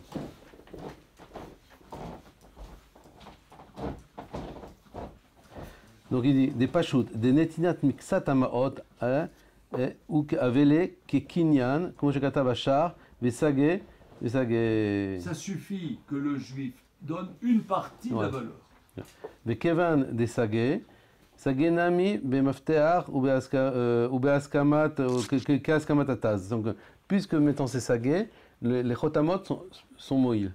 Ok? אבל il y avait aussi... Où c'était ça? Il y avait aussi... c'est le Pitré Tchouva, c'était... Le Noda Biouda. Si le goy participe de la fabrication. Ouais, c'est ça, c'est un Noda Biouda, c'est un Noda Biouda si je ne me trompe pas. D'accord. Je crois que c'était là. Et est-ce que c'est facile de trouver des mashgichim? Non. C'est-à-dire des ovdim, des gens qui veulent travailler, c'est facile, mais des sérieux qui savent bosser, qui savent que quand on fait du vin, il faut être derrière. Il faut être derrière, il faut leur expliquer comment c'est que c'est pas faire encore une chose. Si on fait des vins qui valent 400 100 euros, on fait des vins nous comme ça, Beth Yosef. Même avec Ravotenberg, on fait des trucs très chers. Il faut trouver des gens qui savent faire, qui s'impliquent. C'est pas juste appuyer sur le bouton, laisse tomber, je vais fumer une cigarette, je regarde ce qui se passe, je prends mon Mishnah Brura et j'étudie Mishnah Brura, ça déborde pas, j'en ai rien à faire. Ça, c'est pas bon. Il faut trouver des gens qui aiment faire le vin. C'est pas facile. C'est pas... Philippe, ça te dit pas de travailler dans le J'étais plus jeune, je le ferais. J'étais plus jeune, mais c'est épuisant. C'est épuisant. C'est épuisant. Ouais, c'est un travail. Moi, je travaille plus aujourd'hui. Enfin, je travaille un peu des fois comme ça, mais pour le plaisir, quoi. Donc, il y a le premier truc, c'est les terres chez nos chefs Goy par ici. Ok. Une fois qu'on a fait, on a réglé ce problème-là, comme on l'a dit, soit par l'achat d'une partie de la quantité, et ce qu'on peut rajouter, c'est que la cache-route soit payée, les juifs sont payés par le Goy. Donc, ça fait qu'on n'a pas de problème par rapport à ça. Ensuite, tout le vin doit... Et ce qu'on fait aussi, une autre umra aussi, c'est pas une umra, c'est aussi marqué aussi, c'est que Chotam Betor Chotam ne marche que, pour certains, que si on reconnaît le Chotam. Tu peux expliquer. Ça veut dire que je fais une scellée. Il faut que ça signifie. Et c'est signé. Oui, d'accord, mais je ne connais pas ta signature, votre signature. Non, je sais Voilà. pas. Vous n'êtes pas... Il faut qu'on voit bien. Non, que votre chèque, la non. date, la date, Voilà, qu'on connaisse. Donc si maintenant, mon écriture, je la Qu'est-ce que reconnais. ça veut dire concrètement? Parce que Que je reconnaisse... nous, on a étudié le deuxième chapitre de Avodah Zarah. On a vu Chotam et Torah. Mais concrètement, moi, je ne suis pas sur le terrain. C'est quoi? Un scellé avec un autre scellé. C'est-à-dire, tu as le bouchon et tu as Ouais, attends, là, c'est des photos là. J'ai tout énicellé. Mon portable, c'est. Je connais pas ces portables-là, je sais. Et j'ai été obligé d'acheter pour les vendanges là, parce que j'ai pas pu voyager comme je voulais. Donc, j'étais obligé d'avoir WhatsApp et tous les trucs. Mais je vais te montrer, je vais voir si j'ai des Chotamot, des trucs. Et on m'a tout effacé, quoi. Les petites bouteilles. En général. Les petites bouteilles à côté. Quoi? Non, c'est pas ça. Non, les Chotam dans les caves. Donc, Rav Gérard dit pas, c'est dans les caves elles-mêmes. C'est-à-dire quand on ferme la cuve, oui. c'est-à-dire l'équipe du Beddin part, ils sont pas à plein temps là-bas, donc Non. ils ferment. Il faut qu'il y ait deux scellés. Ouais. À quoi ça ressemble ces deux scellés? Voilà, je vais essayer de te montrer ça. Pour que le non-juif, ça soit dissuasif de falsifier un scellé, falsifier un deuxième scellé, tu vois. Je vais voir s'il y a des trucs là. Parce qu'ils ont envie de se boire un petit coup de la cave, tu vois. Ouais. Tu regardes. Non, mais tout est scellé. Attends, là, je. C'est pas possible. Si, c'est Un possible. comptable bien fait. Si, tu peux le falsifier, mais disons, il faut que ça soit dissuasif. Ouais. Tu peux toujours C'est falsifier. coûteux de le faire, quoi. Alors moi, ce que je demande, c'est que d'abord, ils m'envoient toutes les photos. Ils sont conservées en général sur l'ordinateur. Et ce que je demande, c'est que ils mettent leur nom, ils signent, qu'on ne puisse pas ouvrir, Bichlal. Voilà, par exemple, il y a un mashgiach qui m'a fait un truc comme ça. Je sais plus, j'arrive pas, je suis pas un spécialiste dans le truc. Aussi que s'ils détruisent, Oui, c'est ça. Il faut avoir l'expérience. Mais il faut. Une seconde, je vois si j'ai pas. En fait, c'est ce que je. Tu fermes avec un gros scotch. Tu fermes. Tu peux pas le bouger. Moi, tu peux pas le bouger. Tu peux pas bouger. Tu mets quand c'est un bouchon, tu mets un bouchon dessus. Tu fermes ça avec la poignée. Tu scelles ça. Ok. Là-dessus, tu signes et tu recelles. Tu peux pas. Normalement, tu peux pas le bouger. Si tu le bouges, tu le casses. Tu mets ton nom et une date. Tarikh. Ok. Voilà. Et après, prends une photo. Aujourd'hui, prends une photo et tu reviens. Et donc, ce qu'on est makpid, c'est que moi maintenant, c'est moi qui va revenir là-bas. C'est-à-dire, j'envoie toujours les mêmes mashgichim au même endroit. C'est-à-dire, c'est pas une fois Abraham, une fois Yitzhak, une fois Yaakov. On prend toujours les mêmes. D'accord, mais des fois, il y a sa femme qui a accouché ou... Alors, les photos. Il a la photo, il envoie la photo. Il prend la photo, il envoie la photo. Par exemple, là, il y a eu moi, j'ai un mashgiach, je ne sais pas, vous connaissez, tout le monde doit connaître Moscato Gabriel. Ok, oui. Voilà. Donc, normalement, c'est un mashgiach, c'est un voisin à moi, un Israélien. Fait des années qu'il est là-bas, c'est lui qui va. Maintenant, avec le corona, il n'a pas de passeport européen, donc il n'a pas pu voyager. Il est parti pour les vendanges. Il est resté très longtemps. Même Rosh Hashanah, il était en Italie. Il est resté en Italie, Rosh Hashanah, qui pourrait revenir avant Kippour, je crois. Et la suite, c'est un Français de Marseille qui est parti. Donc il a fait des trucs et donc il lui envoie, ils sont au téléphone, ils sont en contact tout le temps. Ils sont en contact. Les deux sont en contact tout le temps. Je leur demande d'être en contact. Il envoie les photos, il y a le truc, comment tu contactes, comment tu as vu, comment si, ça. L'Israélien, il est, bien que ce soit un Marocain, il est super yéké, mais un yéké de folie. Il écrit tout. Et lui, le Français, plus cool. Il n'écrit pas tout. C'est Marseille, t'as dit. Marseille, enfin. Il n'écrit pas tout. Il me dit, au début, j'ai commencé à écrire, mais ça me saoule, quoi. C'est tout, quoi. Donc, il lui dit simplement ce qu'il a fait en gros, quoi. Voilà, c'est tout. Mais c'est toujours les mêmes personnes qui vont au même endroit. On n'a pas... ça change pas. Qu'est-ce qu'il y a comme étape après?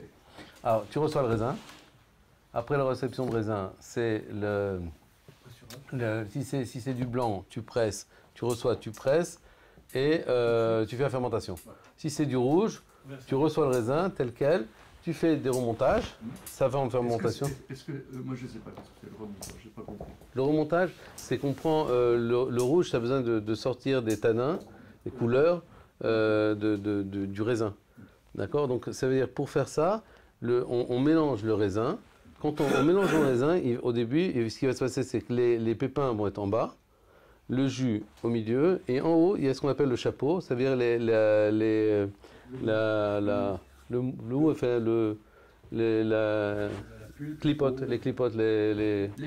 pots. D'accord? Donc maintenant, c'est prendre le jus, aller sur le chapeau, éclater le chapeau. Comme il est dur le chapeau? Non, il n'est pas dur, mais c'est l'expression qui donne éclater le chapeau pour pouvoir faire sortir les arômes des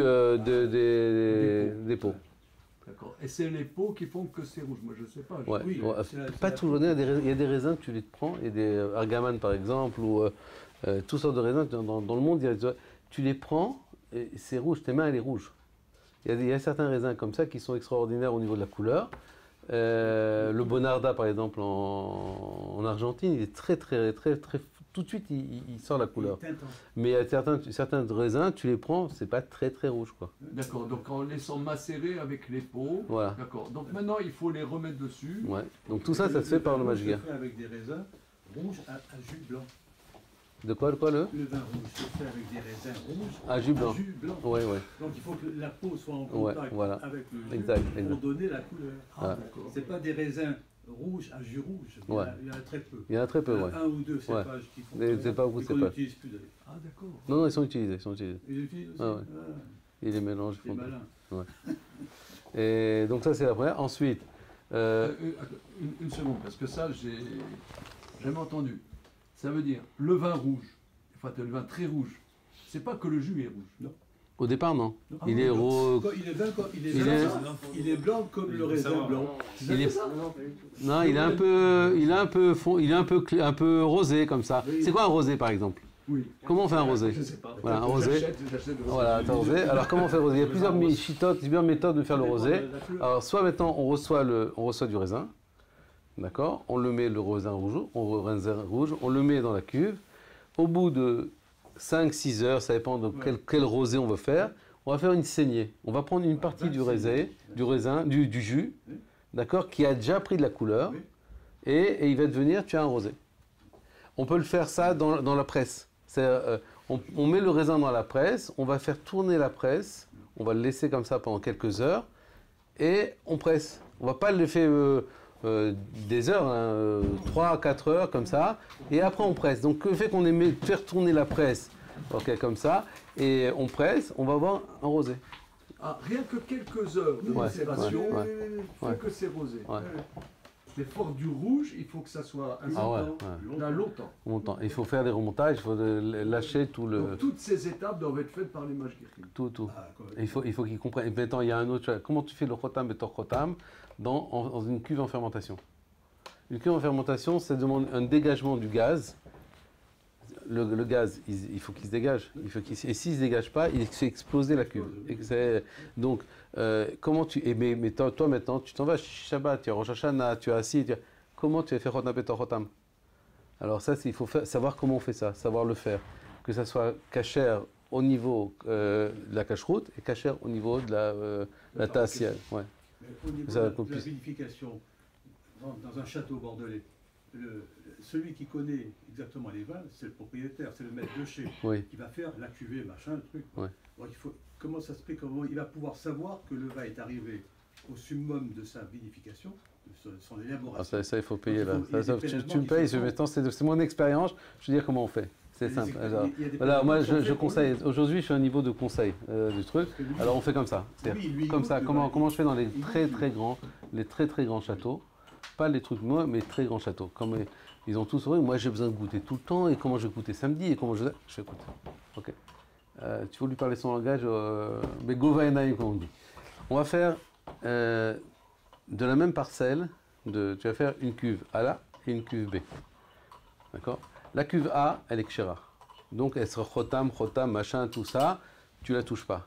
La cuve B, c'est la même parcelle, c'est le même jour, tout est le même. Elle est pas cachère. Et toi, tu fais tous tes tests et on va les travailler de la même manière. Donc tu vas voir. Alors c'est vrai qu'il y a 2 jours de fête, machin, il y a ci, ça. Donc la veille, on va voir les résultats. Tu fais tes analyses, tu vas voir que c'est la même chose. En général, c'est la même chose. Donc tu vas pouvoir suivre ta cuve cachère à travers la cuve cachère. Ah oui. Ah, ils sont en baba les mecs. Ah oui. Ouais, c'est par l'expérience. Comment je fais maintenant ça? On va faire les autres cuves. On fait la même chose, la même Non, parcelle. mais alors, on comprend que le vin cachère soit cher. Bien sûr. C'est un truc Bien sûr, incroyable. Parce que ah ouais. sinon, tu parles. Ah ouais, non, ça, il faut... Que le vin cachère, pas cachère soit mauvais. Non, en général, ouais, non, mais en général, c'est cher, mais ça va pas être normalement beaucoup plus cher. Parce que il y a les vins chers. Les vins chers, ils demandent. Mais les vins chers, ils sont déjà beaucoup plus chers au départ que les vins normaux. C'est des vins qu'ils achètent à 15, 20 euros à l'achat en cave. D'accord. Donc, si maintenant, la cache-route, ça va jouer, mais c'est pas non plus. D'accord, c'est pas très significatif. C'est pas normalement très significatif. Ça ne doit pas être plus que 20-25%, maximum 30% du prix. Donc si c'est plus que 30% du prix c'est qu'il y a une arnaque. Tout qui rentre en ligne de compte, de la vie. Tu ne peux pas avoir le même prix, c'est impossible. Avoir le même prix, Ça, c'est pas possible. c'est pour les vins pas chers, oui, c'est possible. Ah. Les vins pas chers, c'est possible, tout à fait Parce que c'est possible. fait de manière Oui, industrielle. parce que au lieu d'avoir deux gars qui travaillent, c'est 2 juifs qui travaillent. Alors c'est vrai que le salaire du juif, il est plus important. Il n'est pas payé au SMIC, ok, c'est vrai, mais c'est pas une nefkamina énorme. Donc ça doit pas être, ça va pas jouer. Normalement, ça va pas jouer. Et le vin mevoucha. Mevouchal, c'est un grand chef. C'est quoi Mevouchal? Est-ce qu'on parle de Mefoustar ou Mevouchal, c'est Damien, tu sais qu'est-ce que c'est le vin mevoucha? pasteurisé Ouais, alors c'est la cuit. Alors, dans la Gemara, Ça, c'est du vin qui a bouilli. dans la Gemara, on voit un cas que du vin cuit, c'est le mot, il n'y a plus de problème qu'un goy le touche. C'est plus le même. Mais la question est, pourquoi? Parce que du vin cuit, ça s'appelle plus du vin. Tu peux plus, sur le misbéar, on offre du vin des libations, mais si le vin est cuit, on ne peut pas offrir des libations. Maintenant, qu'est-ce qui s'appelle cuit? Je passe au micro. Alors, cuit, c'est selon le char qui est la Dea Mahmira, c'est quand il y a une diminution de la quantité du volume, diminution du volume. Dès qu'il y a diminution du volume, à travers une cuisson, ça s'appelle Yain Mouchal. Maintenant, beaucoup de gens beaucoup de rabbanim disent que le vin pasteurisé aujourd'hui, il n'y a pas de diminution, parce que la pasteurisation se fait en circuit fermé. D'accord? En circuit fermé, donc il n'y a pas une diminution effective du volume. Pasteurisation, si on le met à quelle température? On demande, sur le Rov des Poskim, on demande qu'il soit à plus que 82. D'accord? Donc moi je leur demande 86 pour que s'il y a une variation, ça ne descende pas moins de 82. Il y en a qui disent que on peut descendre jusqu'à 72. d'Alsace, c'est 72. Ouais, 72 degrés. Le tribunal le Bédine de Strasbourg, c'est 72. Ouais, 72, ouais, je sais, j'avais vu entre eux. C'est Dea Makila qu'on voit dans Moshe Feinstein. Ouais. Et maintenant, il y a des Mahmirim qui font à 99, 100 degrés. Quoi. Mais pourquoi on suit pas Feinstein? Parce que... nous on l'avait étudié quand on a Ouais. étudié le deuxième chapitre d'Avodah Zarah. Non, c'est pas... Et comment on fait pour la dégustation alors? Non, hein. On comptait sur vous là, on comptait sur vous. D'accord. Pourquoi on fait pas... parce que dans la cache-route, on va sur la majorité. On va sur la majorité, on peut pas... Pardon. On peut pas... Oui. J'ai une question bête, pourquoi on pasteurise le vin du coup? Alors, on pasteurise juste deux raisons pour se pasteuriser. Première raison classique, c'est pour les mariages, pour New York. New York, aux États-Unis, ils veulent que du vin pasteurisé. D'accord. Pour permettre aux goyim, Meltsarim. Non, mais, ça veut dire, un vin pour un Français lambda, il n'est pas pasteurisé. Ouais. Ah non, vin, c'est c'est ça, pas pasteurisé. c'est ça ma question. C'est Ouais. les goyim pasteurisés Un vin, pas du c'est tout. pas C'est pas dans le processus normal de fabrication du vin. de Non, pasteuriser. non, mais on peut maintenant. Nous, on s'est aperçu en Italie, chez Gabriel. Donc, on fait comme un Beaujolais, ça s'appelle Novello. Ils ont fait Novello. Donc, chaque fois, on faisait une cuve cachère, une cuve pas cachère. Ok? Parce que la cachère, c'était quelques milliers de bouteilles. Le pas cachère, c'était des dizaines de milliers de bouteilles. Donc, à la fin, il dit, je ne me prends pas la tête. Gabriel, c'est un Tunisien. C'est un goy d'origine tunisienne, mais c'est un Tune, quoi. Un Tune, ça reste un Tune très sympathique, quoi. Et il dit, qu'est-ce que je me prends la tête? Allez, Amram, le Mashgar, fais-moi, avec l'autre, son aide, quoi, fais-moi tout le Novello cachère. On fait toute la cuve, une cuve de Novello. On ne va pas faire une petite cuve, une grande cuve. Tu fais tout le Novello cachère. Et au moment de la mise en bouteille, ça va, le cachère, avant de la mise en bouteille, le cachère, on va le faire mebouchal, et ça, tu mets en bouteille. Et le non cachère, on mettra en bouteille sans bichon. Ok. Maintenant, ça a été fait, comme ça, tout était cachère, le même vin, un pasteurisé, l'autre pas pasteurisé. Maintenant, il y a des copains Gabriel qui sont très amateurs de vin. Alors, le général de machin, des trucs, des Italiens très sympathiques aussi. Et ils font dégustation de vin. D'accord? Ils font une soirée entre eux.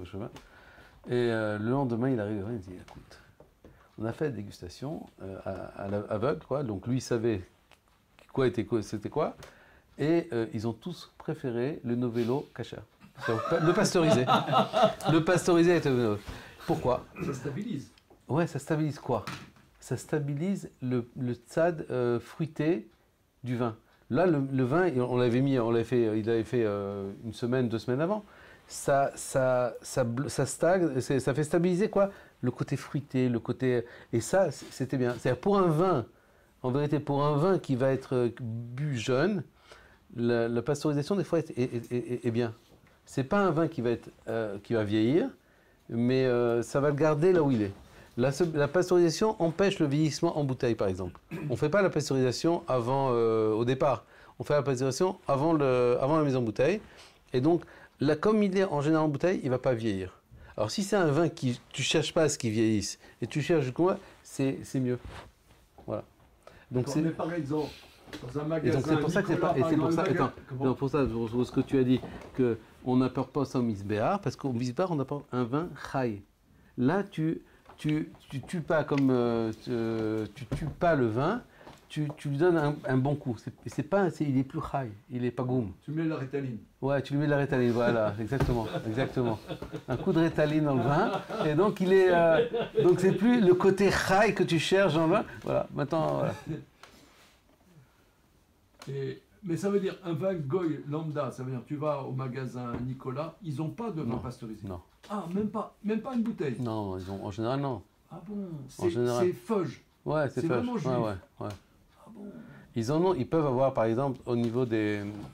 Ils peuvent s'en servir si dans les vins pétillants, oui, ou dans les vins qui ne sont pas finis, la fermentation pour arriver avec un peu doux, un vin qui peut rester, ils veulent qu'il reste doux, d'accord. Ils arrêtent la fermentation, donc on pasteurise pour arrêter la fermentation. Donc on peut avoir des vins pasteurisés pour différentes raisons, mais en général, non. Très minoritaire.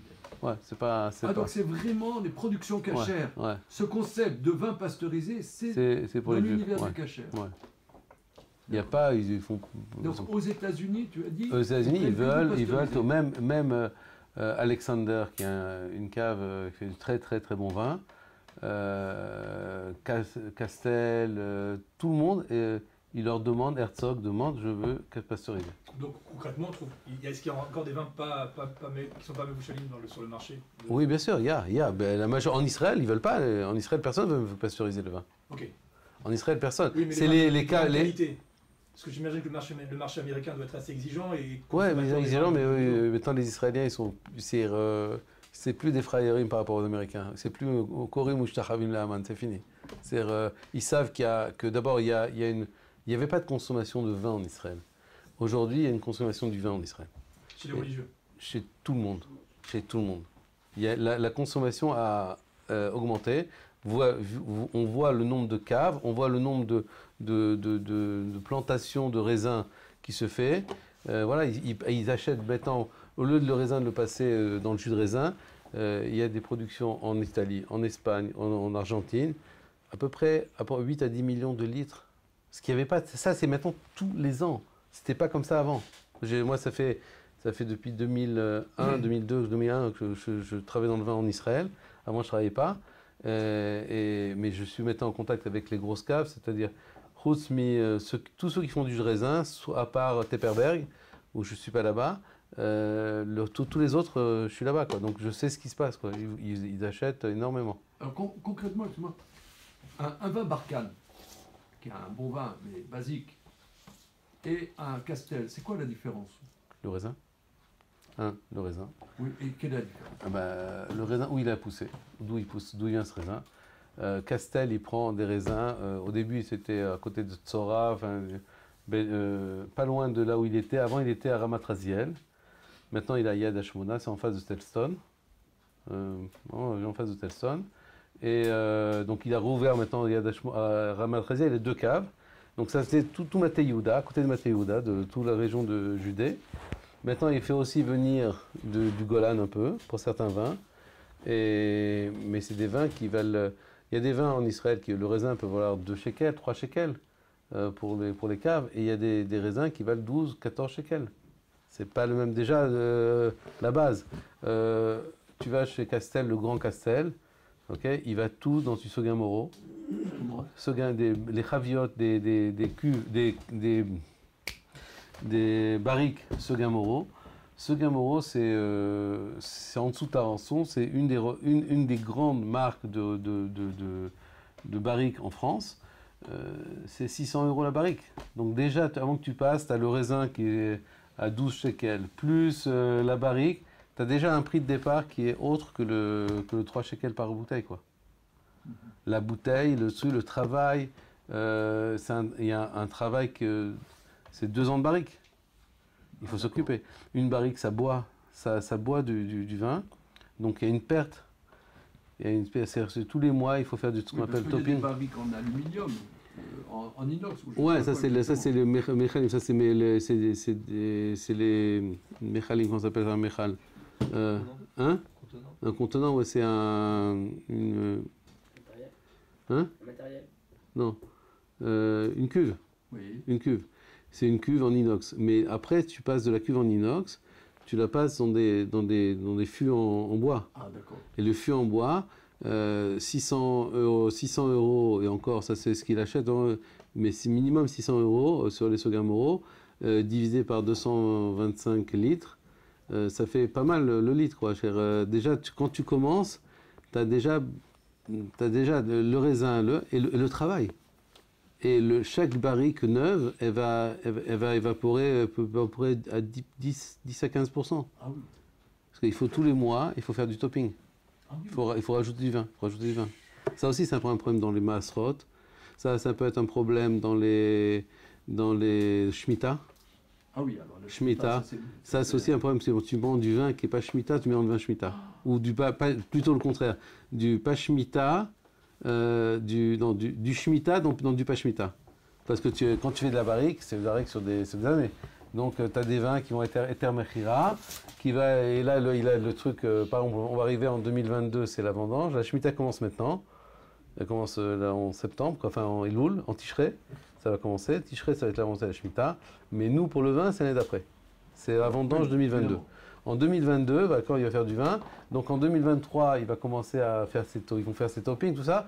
Il va prendre du vin de ça. Ça peut être, Oui, en alors, deux- quand c'est- ça c'est- peut être c'est- il faut faire Donc très là, très attention. Tu abordes une question, nouvelle question qui est colossale.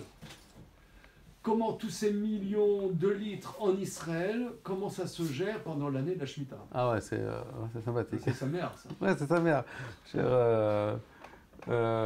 Comment ça se gère? Donc il vaut mieux prendre Alors, en il y a Italie, des avant cas. ça. Hein? Il vaut mieux prendre en Italie.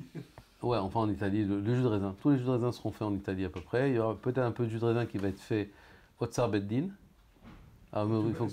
Tu as le temps de nous expliquer qu'est-ce que c'est? Ouais, ça alors Eter Mechira, c'est Shemitah, c'est quoi? Shemitah, donc le travail sur la terre est interdit. D'accord? Les Chachamim, il y a à peu près 180-200 ans, 180 à peu près, quand les Juifs sont retournés en Eretz Israël, il y avait un gros problème, c'est qu'il faut manger, il faut boire, et quand on arrive à Shemitah, on n'a pas le droit de toucher. Donc les légumes, c'est sphirine, il n'y a pas de solution.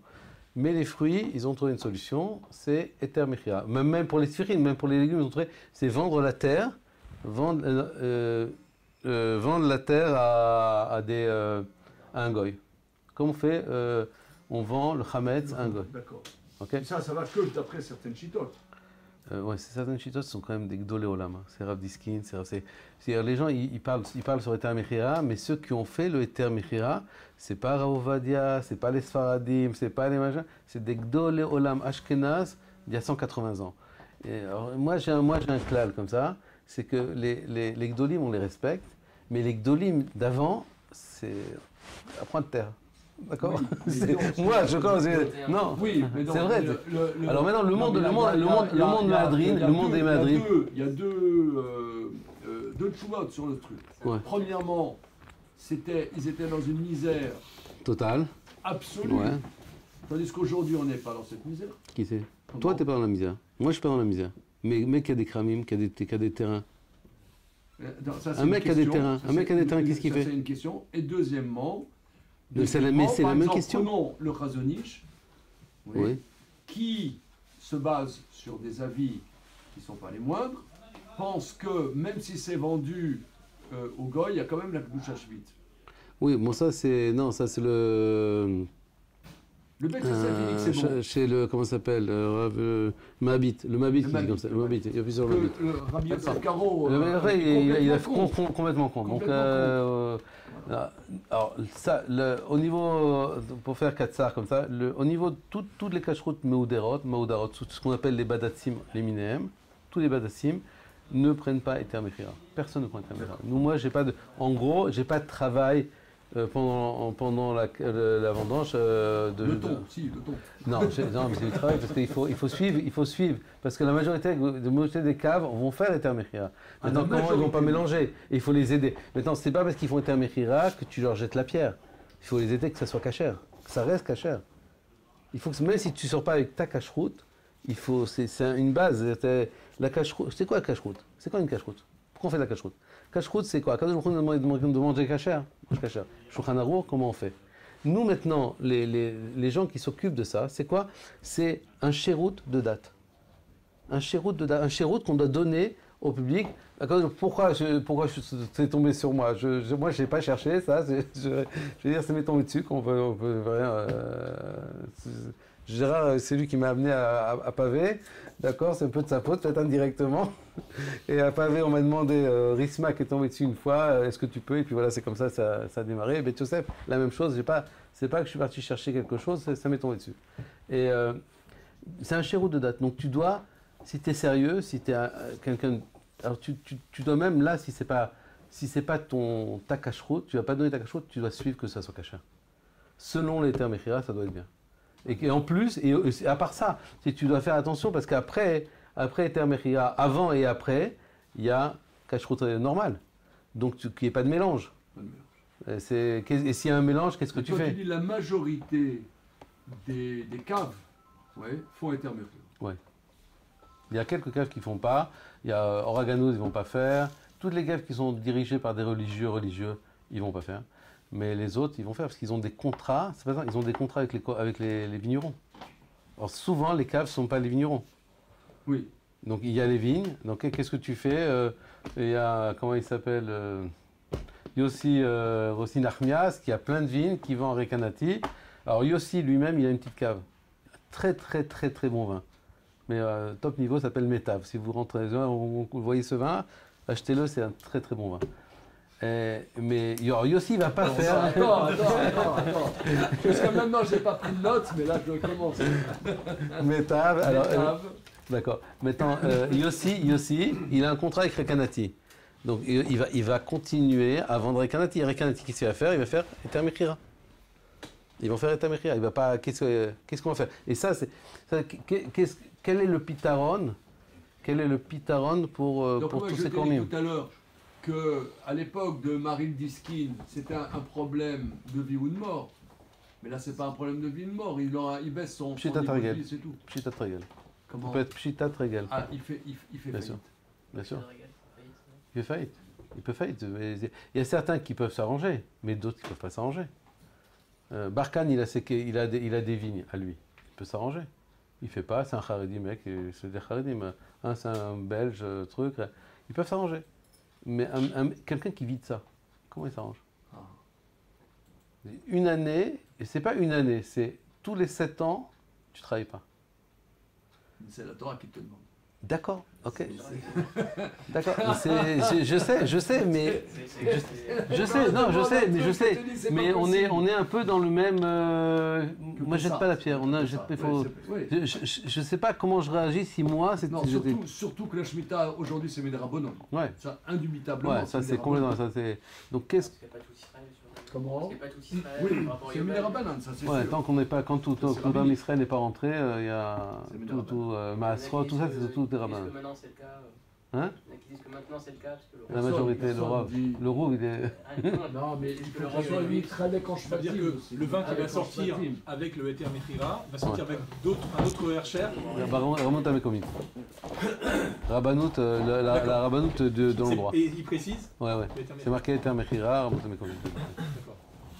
On peut pas. Les badatim ne font pas. Maintenant, il y a une autre option. Donc, il y a Eter Mechira, il y a Yivul Chul, donc faire venir de Chutz Laaretz. D'accord, ça, on le fait pour le jus de raisin. Et Yivul Nochi. Alors, ça, c'est aussi une marloquette entre le Mabit et Maran Beth Yosef. Si Yivul Nochi, la Gdusha de Shemitah, Tofeset ou l'Otofeset. Par exemple, moi, je suis rentré dans une cave, il y a 2 Shemitot. Qui appartient à un arabe chrétien, d'accord, et pour avoir une réponse à tout le monde avec des fruits d'Eretz Israël pendant la Shemitah. Donc lui, il a ses raisins, d'accord, il a ses raisins, je suis copain, enfin pas copain, j'ai C'est quoi fait quoi, hein? C'est quoi le Boulochi? Ibn Lochi, c'est le raisin qui appartient à un goy. Quelle différence avec Keter Mechira? C'est-à-dire que l'Eter Mechira, c'est le terrain appartient à un juif et la vigne et qui va vendre comme le Ils vendent la Hametz, récolte. ils vendent la récolte, ils vendent pas ils vendent le terrain aussi, Ils vendent le terrain ils vendent aussi. tout. Alors, Là, Ibn Lochi, ça lui appartient. c'est pas par une vente. Par exemple, tu as tous les kramim, par exemple, quand tu vas à Hebron. Mais c'est-à-dire toute la marloquette qu'il y a sur Keter Mechira et aussi sur le Boulochi alors. Non, c'est pas la même Quelle chose. différence? Non, Ibn Lochi, ça appartient, c'est pas une vente, ça lui appartient. C'est-à-dire que la Sheila, toute la marloquette qu'il y a, c'est sur la vente. C'est sur la vente. Que la marloquette entre le Bet Yosef et le Mabit, c'est pas sur la vente. Non, c'est aussi sur la douche, sur Ah. Ibn Lochi. C'est Dans sur Ibn la- Lochi, donc il y a Eter Mechira, il y a Ivul Chul, on fait venir de Khoutzaretz des fruits, des légumes, du jus de raisin, et Ivul Lochi. Ivul Lochi, ça veut dire que maintenant le goy, il a des terrains en Eretz Israël, et c'est lui qui travaille, c'est lui qui fait tout le travail. D'accord? Alors là, il y a une marque locale, c'est le Mabit ou Maran. Ok? Mais Est-ce que. c'est-à-dire, il y a une Sheila par rapport à Keter Mechira sur la Mechira en tant que telle, ça veut dire. Ouais, sur la Mechira en tant que tel. Qu'il n'y a pas Ouais, ce problème ouais, dans les Boulochi. ouais. Ah d'accord. Et donc, nous. Tous les Chachamim de Jérusalem, ils disent que ça appartient à un goy. Ça appartient à un goy. Il n'y a pas que du Shachim, Mhm. n'est-ce pas? Ouais. Badatz, etc. Ouais. Hein, Badatz, C'est ça. Rabbi Yosef Ephrati, machin. Le Bet Yosef, ils prennent Keter Mechira? Non, il n'y a pas été un Il faut Ibn Lochi. On fait Ivul Lochi, oui, je suis encore chez Kesher, j'ai fait avec une cave et il y a un autre arabe avec qui j'étais un musulman, il est musulman lui, non c'est un chrétien, c'est un arabe chrétien, un autre aussi, avec qui je suis en contact, ça s'est passé 7 heures, j'ai rendu un service et il m'a dit la prochaine fois pour Shemitah je serai avec toi. Et on va travailler avec lui, il va prendre des raisins. Donc ça, c'est du pour les Boulochi complètement. Ivul Lochi, c'est ouais. Il n'y a Ça pas maintenant, beaucoup pas beaucoup de vignes qui sont Ibn Lochi. il y en a mais pas énormément. Il y en a, Ah, il pas y en a. beaucoup. Il y en a quand même, mais Comment ils font Badat et tout sur les ventes pendant Shemitah? alors les jus de raisin, ils font pas. Ils font pas Eter Mechira. Et ils font pas, ils veulent pas faire Otsar Beddin. Ah, c'est quoi Otsar Beddin? Hein? C'est quoi Otsar Beddin? Otsar Beddin, ça veut dire que tu vas faire le Beddin. Comment on fait? On a fait un Otsar Beddin par exemple à Shemitah Kodemet avec, c'est la première fois que je faisais ça, avec Rav Amar, Rav Ben Shimon, Rav Revach. On a fait on s'est assis. Donc on a décidé comme ça qu'il fallait que on ne tient pas compte du prix du raisin. On a pris du raisin qui appartient à la cave, ou qui appartient à des caves, d'autres kormim, Arbracha, dans les Shomron, Yehuda et Shomron. On a pris du raisin comme ça, qu'ils nous ont apporté. Ok. On a fait tout le travail normalement, presque normalement. Enfin, il y a au niveau de la coupe du raisin, il y en a qui demandent que ça soit coupé pas jusqu'au bout, qu'ils aient des ciseaux qui coupent pas jusqu'au bout, que ça fait finir à la main. C'est un peu compliqué. Déjà, depuis le départ, tu commences un peu compliqué. Tu ne vas pas travailler le raisin, le raisin lui-même. Tu vas pas... Et après, tu le coupes, pas entièrement, c'est cassé, c'est mis, on s'est amené à la cave. Là-bas, le travail est fait à peu près normalement. Okay. On fait attention à ne pas jeter pas tout ce qui est positif, tout ce qui est... On laisse pourrir ça laisse pourrir ça. Mais le vin, on fait attention que ce ne soit pas jeté. Au niveau de l'avant, on a fait un calcul, on s'est assis, on est au propriétaire. C'est quoi ton salaire? C'est quoi tes dépenses? Électricité, machin, tout. On a construit un prix de bouteille. Excusez-moi, c'est les deux. Un prix de la bouteille. On a construit un prix et on a mis sur la bouteille ne peut pas être vendue plus que tel prix. Voilà, c'était comme ça qu'on a fait. Et maintenant, il y a aussi comment du salaire du patron. Le salaire du patron, le salaire des ouvriers. Mais dépenses. Pas le raisin.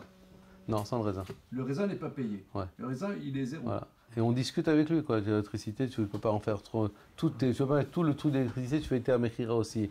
Donc on a discuté, c'était un Massamatan. Donc là, le tribunal est mandaté par la communauté, ouais. par tout le monde, pour faire cet intermédiaire. Mais la conséquence, c'est par exemple cette bouteille, quand il n'y aura plus de vigne dans les champs, il faudra la détruire. Non, alors ça maintenant, il y a au niveau du biour, Osman Biour, c'est Alors, on réfléchisseur. explique ça. Un mot. Ouais. C'est-à-dire que l'année de la Shemitah, on peut consommer les fruits, c'est fait pour consommer. Mais lorsque il n'y a Je vais plus faire dans donner les tes choses champs, parce que ça me saoule. c'est fait pour manger comme c'est écrit Kechayat Asadeh, comme l'animal dans le champ. Donc quand il n'y en a plus dans les champs, il faut Parce plus que c'est difficile de faire un bon avoir Sarbedin. de ces fruits On de la s'en fait très Shemitah, peu. des légumes. On a de fait la très Shemitah. peu. On Ça a fait veut une fois. dire que, par exemple, tu fais de la confiture avec des fruits de la Shemitah, des oranges, Très peu, tu n'as plus d'oranges sur les orangers, C'est compliqué sur le travail. il faut qu'il pour être y ait plus amitié. de confiture. Pour être amitié. Enfin, Donc, c'est- nous, on essaie. Moi, je pense que. Attends, je vais faire parce que ça me saoule ce truc-là. Moi, je déconseille Otsar Beddin parce que,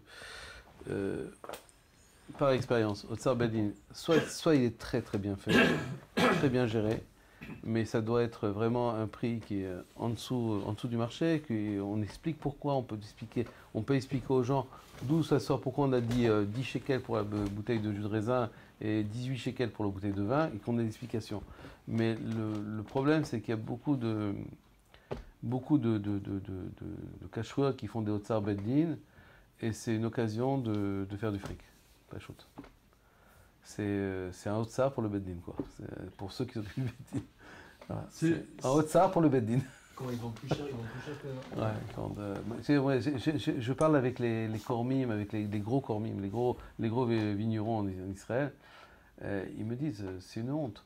Comment, soi-disant, les rabbanim, ils viennent avec 4x4 et des machins, soit au Zabeddin, prends une voiture normale, prends un truc là, pourquoi ils nous font dépenser de ça? Nous, on ne doit pas gagner un sou, et eux, quand on voit combien c'est vendu, ils gagnent de l'argent. Pourquoi? C'est-à-dire que derrière, ils vendent plus cher que ce qu'ils sont censés vendre. Ils font du fric. Ouais, ils font, certains Otsar Beddin, c'est pas... Ça veut dire qu'ils font du fric, je n'ai pas compris. Ça veut dire, pour leurs prestations, Ouais. comme ils sont mandatés par la communauté, ma prestation, je la fais. Je veux, moi je prends D'accord, ok. $1000 la journée. Ah. Mais ça, c'est pas nos gars par rapport au. C'est nos gars, c'est nos gars par Etzem d'abord. C'est à Tzmuto ou pas sous. Pour moi, hein, c'est. Oui, mais c'est-à-dire le marché. C'est quoi les périodes, c'est quoi les fruits de Shvit, c'est quoi? C'est pour les pauvres. C'est pour les pauvres, c'est pour le ham, c'est pour leur donner. Alors si tu fais pour le ham, très bien. Mais si tu fais maintenant pour que quelques bandes de pays ils se ramassent de l'argent, on est à côté de la plaque. Donc qu'est-ce que tu me parles de Tamechira? De quoi tu me parles contre Tamechira? Parce que tu ne peux pas gagner de l'argent? Le consommateur c'est pas ouvert sur Atkan. Et toi, tu t'occupes pas de la viande. Non. Mais tu as des contacts, tu vois comment ça se passe ou... J'ai vu, ça m'est arrivé de... une fois, j'étais en Masrot, à Arza, à Michor Adoumim, il y a un chokret avec qui j'avais un contact, il voulait me voir. Il m'a téléphoné, je fais non, je ne peux pas te parler maintenant, je suis avec, on fait le Masrot. Tu es où? Je fais un Michor Adoumim à Arza. Il fait, bien, là-bas, il y a une mashreta là-bas, Bet Yosef. Donc je suis parti. Je suis parti voir ce qui se passait, quoi. Et il m'a dit, viens, donc j'ai vu... c'est du poulet. J'ai vu poulet, j'ai vu dans le nord aussi Shritat Bakar. Je ne suis pas montré. Je suis pas montré en Shrita. Je ne sais pas vérifier un sakin. Mais ce que j'ai vu, c'est très très bien, quoi. Et ce qu'on m'a dit, c'est que le rov des Badatim ont les mêmes exigences et ont le même niveau, quoi. Sur le Shritot? Ouais, Shritot. Sur le vin, les robes des bâtiments sont au même niveau ou ça y a des différences en fonction des archériens? Aujourd'hui, dans la cacheroute, dans le robe des cacheroutes, le cahier des charges, c'est la même chose. Mais ce que tu dis, c'est les gens qui sont sur le terrain. Ouais. Comment ça se passe et quand tu as une chéla, comment ça se passe? Ça veut dire les règles. Et ceux qui me disent qu'ils n'ont pas de chélote, excuse. Et c'est un Américain, il m'avait dit, un chacham américain, il m'avait dit une fois, c'est marrant, vous en Israël, il n'y a jamais de chélote. Nous, chez nous, dans notre kéhilote, on met, voilà, attention, ce produit, il y a un problème. Vous, chez vous, il n'y a jamais, toutes les cacheroutes, elles n'ont jamais une chéla. Jamais. Et chez nous, tout un chacun, je sais pas, ça n'est jamais arrivé qu'un pit halavi qui est tombé dans le bassari ou un machin, ça arrive. Enfin, je sais pas, peut-être moi, chez moi, ça arrive. Pas souvent, mais ça arrive. Une fois... Donc si chez moi ça arrive, la capite à la vie, qu'on fait super attention, machin, alors dans une usine ça n'arrive pas, qu'il y a eu un produit qui... Et là il n'y a jamais de chélotte, on n'entend jamais. Il n'y a pas d'autocritique, il n'y a pas de... Les Shirim Badas, dans le mot, il y a beaucoup de chélotes. C'est quoi la fréquence des chélotes? Sur, par exemple, Beth Yosef, il y a beaucoup de chélotes? Ouais, des chélottes. Chez moi, enfin, nous par exemple, on a un atar de Mafakrim de Beth Yosef. Mafakrim Beth Yosef, ça représente aujourd'hui minimum 60 Mefakrim. Ok, 60 à peu près 60 Mefakrim. Une soixantaine de Mefakrim qui... moi, je suis le bourg amarel du truc. C'est tous des Totachim. Les mecs, pas tous, mais beaucoup. Ces mecs, tu vois que vous connaissez ce que c'est que les Mifranim de la Rabbanout. Avoir Rav Ir, c'est pas facile. Aujourd'hui, alors quand les mecs, ils ont plein qui sont Rav Ir ou Rav machin, c'est des mecs qui s'y connaissent. Et eux, c'est ceux qui répondent aux questions? C'est ceux qui s'occupent comme moi, je m'occupe du vin. Eux, ils s'occupent, chacun, ils s'occupe ou d'une ville ou de trucs, de ça, ouais. Et ils répondent aux questions des magiques? Bien sûr, ouais. D'accord. Nous, on a construit la cache-route au Beth Yosef complètement différemment. Comme chez Rav, moi j'ai fait, enfin, on a fait comme, j'ai un peu fait comme j'ai fait chez Rav, comme j'ai appris chez Rav Rothenberg.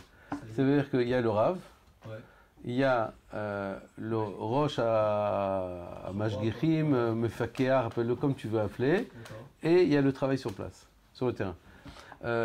Dans certaines cacherouillottes, c'est pas comme ça que ça se passe. C'est les Rabbanim, ok. Tu as un Mashgiach qui est Mashgiach sur plusieurs endroits, et puis il y a le terrain. Il n'y a pas. Moi, les Mashgichim, les Mashgichim, c'est-à-dire ceux qui sont entre les Rabbanim et le terrain de toutes les cacherouillottes, ils m'appellent tous Rav. Et moi, je les appelle par leur prénom. Pour voir te dire, c'est tous des. C'est des gens qui ont commencé à travailler à l'âge de 22 ans, 21 ans, 22 ans, 23 ans. C'est tous des Bnei Torah en général, que ce soit quelque chose. Et voilà, c'est des gens qui travaillent. Pour moi, j'appelle ça des gens qui travaillent. Et qui s'occupent de cache-route. Ça veut dire, vous dites que sur les exigences de cache-route, c'est les mêmes, c'est vous les archers. Et par contre, sur le terrain, il y a des différences majeures, par exemple, entre les Tafrélites et Beth Yosef, entre les Tafrélites je crois, oui. Par exemple, quoi, les différences qu'il y a? Non, c'est pas à parler. Non, pas à parler. Non, c'est pas à parler. Pas le sujet. Colto. Donc, Shemitah Eter Mechira. Donc, il y a Otsar Beddin, il faut que ce soit entre les mains du Beddin. Et Yivul Nochi, ça soit entre les mains de. C'est aussi voir que d'où on prend ces raisins. Voilà. Et si on le reste, ils vont faire venir de Chutz Laaretz et Perot, beaucoup de Perot, Yerakot, de Chutz Laaretz, quoi. Maintenant, il y a une notion importante. Quand tout le monde connaît les histoires de Shabbat, de Antoninus et Rabbi, je crois que c'était. Il a mangé le plat de Shabbat. Le goût. Ce goût de Shabbat. Il y a une gdoucha particulière. Il y a une gdoucha particulière.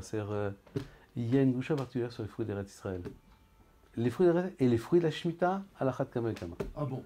Il y a une gdoucha des fruits d'Eretz Israël. Pendant la Shemitah, c'est quoi? C'est kadosh. La Shvi, c'est kadosh. Il y a une gdoucha. Les gens, ils fuient ça. Moi, je pense, j'essaie. Je suis en contact avec des gens qui ont des kormim, des moshavnikim, mais un fruit d'Eretz Israël, il faut faire attention à la gdoucha, mais il faut en manger. C'est comme le repas de Shabbat, il faut le manger.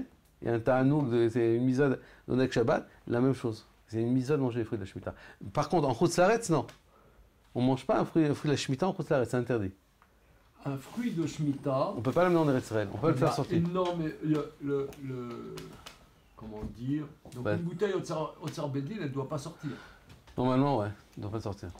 Non, mais il y a des terrains qui se trouvent des terrils. Moi, par exemple, j'étais en Nouvelle-Zélande. Le Rav là-bas, il me dit fais la Abdallah. Hein, c'est après l'Australie. Du vin. Du vin en Nouvelle-Zélande. Comment ça s'appelle? Sauvignon blanc de Nouvelle-Zélande, c'est top niveau, quoi. et je regarde la bouteille, je vois une bouteille d'Israël. Je regarde, Shemitah. C'était au Star Beddin. En France, j'ai vu Otsar Beddin, j'en ai vu en France. C'est n'importe quoi. C'est à source. Ouais, c'est pas ça. Normalement, on fait pas ça. Alors, on peut trouver toujours des terribles, c'est après le chat de bio, après ci, après ce que tu veux, mais c'est que Gdouchat. Je comprends pas, le chat de bio, il faut détruire les fruits. Oui, alors quand c'est dans la chemise, dans le Otsar Beddin, c'est le Beddin, il est mafkir à zé. Il est mafkir à zé. Et donc, Nous, c'est par exemple, tu reçois par exemple, quelqu'un il va acheter du jus de raisin, Otsar Beddin, ok? Donc il a acheté ça à Purim, avant Purim, après Purim, d'accord? Quand arrive Pessah, il le sort de chez lui et il est mafkir devant Shalosh, il fait Shalosh. Devant 3 personnes. Ouais. Et aussi, en particulier, il a du vin au Tsarbeddin, il doit être mafkir. Ouais, bien sûr. Ah. À moins que, c'est surtout parce qu'il a reçu, il ne peut pas se dire ça, je suis sommaire sur le Beddin, parce que c'est plus dans le réchaud du Beddin, c'est dans ton réchaud à toi. C'est dans ton réchaud à toi. Ouais. Mais s'il achète après Pessah, Normalement, si c'est l'hôtel, le Beddin, il est bien fait. ah. Ils ont dû faire, ils ont rendu ça à Efker avant Pessah. Ah, et donc là, on peut consommer. Ouais. Ah. C'est extrêmement complexe. Oui, non, c'est complexe. Mais c'est comme Shabbat. C'est un peu comme Shabbat. C'est Il y a des trucs, c'est un peu plus compliqué, quoi. Mais il y a des enjeux de la Gdusha. Très bien, super. Bon, je pense qu'on a. Voilà. Bon, on a parlé de vin, mais pas de fromage. C'est un petit peu comme Aïe, next time. Vous n'en faites pas de fromage, si vous faites. J'ai fait un petit peu en Italie, des trucs comme ça, un peu. J'ai touché un peu à tout, sauf à la shrita. Mais comme ça, mais j'ai pas le temps. J'ai plus le temps. Entre le vin et le vin et le vin, et puis un peu le thon. Mais alors, encore un point. Mais la vie de Mashgiach, c'est une vie terrible. Quelqu'un qui part de. Je sais que là, tu as été coincé pendant des semaines, mais c'est une vie très difficile. Ouais, non, moi en général, Quelqu'un qui va en Thaïlande et machin. Non, c'est bon. Si c'est un Mashgiach Stam, d'accord, il y en a qui peuvent rester 3 mois en dehors de la maison. Par exemple, en Thaïlande, ils vont en Thaïlande pour faire des productions pour Aleph, pour Beth, pour Guimel. Bon, c'est leur parnassa. Moi, c'est pas ma part. Et puis, moi, j'ai une responsabilité dans les vins, donc je peux pas m'absenter 3 mois, même 1 mois. Ce que j'ai fait là maintenant, c'est exceptionnel. J'ai pas fait ça depuis, je sais pas, j'ai jamais fait ça une fois. Quand ma petite fille est née il y a 4 ans, 5 ans, je suis resté pour les vendanges ici. Puis elle était née, donc il fallait que je donne un coup de main pour garder les petites, l'accouchement, tout ça. Mais sinon, jamais ça m'arrive. Je reste 10 jours en général. J'ai entendu d'un Beddin, je ne sais plus lequel, qui disait par exemple que les shochatim, ils ne doivent pas rester hors de leur maison plus que 3 semaines. Ouais, ça c'est au Beddin, au Eda Haredi, ils disent qu'ils font comme ça. Voilà, c'est ça. Ouais, ils disent comme ça. Bah, une famille. Ouais. Non, 3 semaines, c'est même 3 semaines, c'est énorme. C'est pas la responsabilité. Non, mais pour. Attends. Oui, mais c'est Non, mais pour le Shalom Bayit, la guide Shalom là-bas, c'est quand même c'est top. Mais non, c'est plaisanterie. Non, moi personnellement, en général, je pars maximum 10 jours. C'est-à-dire, je pars ou à Rev Shabbat et je reviens le jeudi d'après. Je reste, mais pas plus que ça, quoi. Là, j'ai été le Hamas qui m'a bloqué, quoi. C'est tout. Sinon, c'était prévu de rester 2 Shabbatot et un peu de la. Voilà, Là, vous étiez en France pour du vin? Non. Non, j'étais en France pour des cache-routes de tonneaux, des barriques. Parce qu'il y a un problème de cache-route Pessar sur les barriques. Okay. Après, je suis parti en Argentine. D'Argentine, je suis parti pour le vin. Et je vais rentrer et puis prendre l'avion pour Israël. C'est toujours pour le même Hercher? Pour 2 Hercherim. La majorité aujourd'hui, c'est pour Beth Yosef. Mais la surveillance va jusqu'à des vins argentins, etc. Ah ouais. Mais là, on travaille avec, par exemple, là, on travaille avec Carmel et Rubin et Beth Yosef. D'accord. Beth Yosef, quand des fois, ils ont des archérim sur des produits qui ne sont pas d'Eretz Israël. Il y a plein. Oui. Ils envoient les malgrifines d'Eretz Israël ou c'est... Ça, tout dépend. Tout dépend de tout. Ouais. Tout dépend de tout. Là, par exemple, ils voulaient que j'aille à Vienne, et cette semaine. À Vienne et en Finlande. Donc, Finlande en Finlande, ouais. Faire quoi? La vodka Kachar de Bessar. Sympa. Ouais. Non, c'est beau en plus. Non, je suis déjà parti plusieurs fois là-bas, mais moi j'ai dit non, je ne vais pas. On en verra plus tard, quoi. On verra quelqu'un d'autre ou. Mais partout, il y a des gens, des Majrichim qui se partent dans tout le monde. Comment est-ce qu'ils arrivent à connaître tous les gens sur la planète pour savoir qui va où? Ah, tu sais, j'ai des copains dans tout le monde. Je suis dans tout le monde. Et c'est pas une blague. Hein. J'ai des copains, je connais, j'ai un carnet d'adresses qui a été effacé, mais énorme. Énorme. Mais je connais les gens bien, quoi. Quand tu vas 25-30 fois en Thaïlande, tu connais les gens, quoi. C'est ça. Et par exemple, au Chili, il y a du vin là-bas. Ouais, j'ai jamais fait. Ah, d'accord. Mais j'étais en contact avec un magiar, j'ai eu besoin d'un magiar du Chili parce qu'on a envoyé il y avait un flexi. Le jus de raisin, on l'envoie par flexi-tank, c'est-à-dire c'est un contenant on le remplit, il se gonfle à l'intérieur d'un conteneur. Un conteneur que tu connais, texte, voilà, un conteneur. À l'intérieur, on met un plastique qui se gonfle quand on le remplit. D'accord. On met ça à 24 millilitres à peu près. Et il y a une fuite. Donc ils sont aperçus qu'il y avait une fuite avant de le montrer sur le bateau. Ils voient que c'est caché, ils ne touchent pas. Qu'est-ce qu'on fait? On téléphone. Donc c'était pas beaucoup, mais qu'est-ce qu'on fait? C'est au Chili. C'est déjà au Chili, c'est au port du Chili. D'accord. On a cherché un mashgiach au chilien, d'accord, qui habite à Santiago. Le mec, je lui ai demandé qui tu es, je ne te connais pas. Donc, toi, avec qui tu travailles? Je me suis renseigné avec qui il travaille. C'est quelqu'un qui connaît un peu, c'est pas non plus compliqué, quoi. Avec qui tu travailles, qui tu es, ok.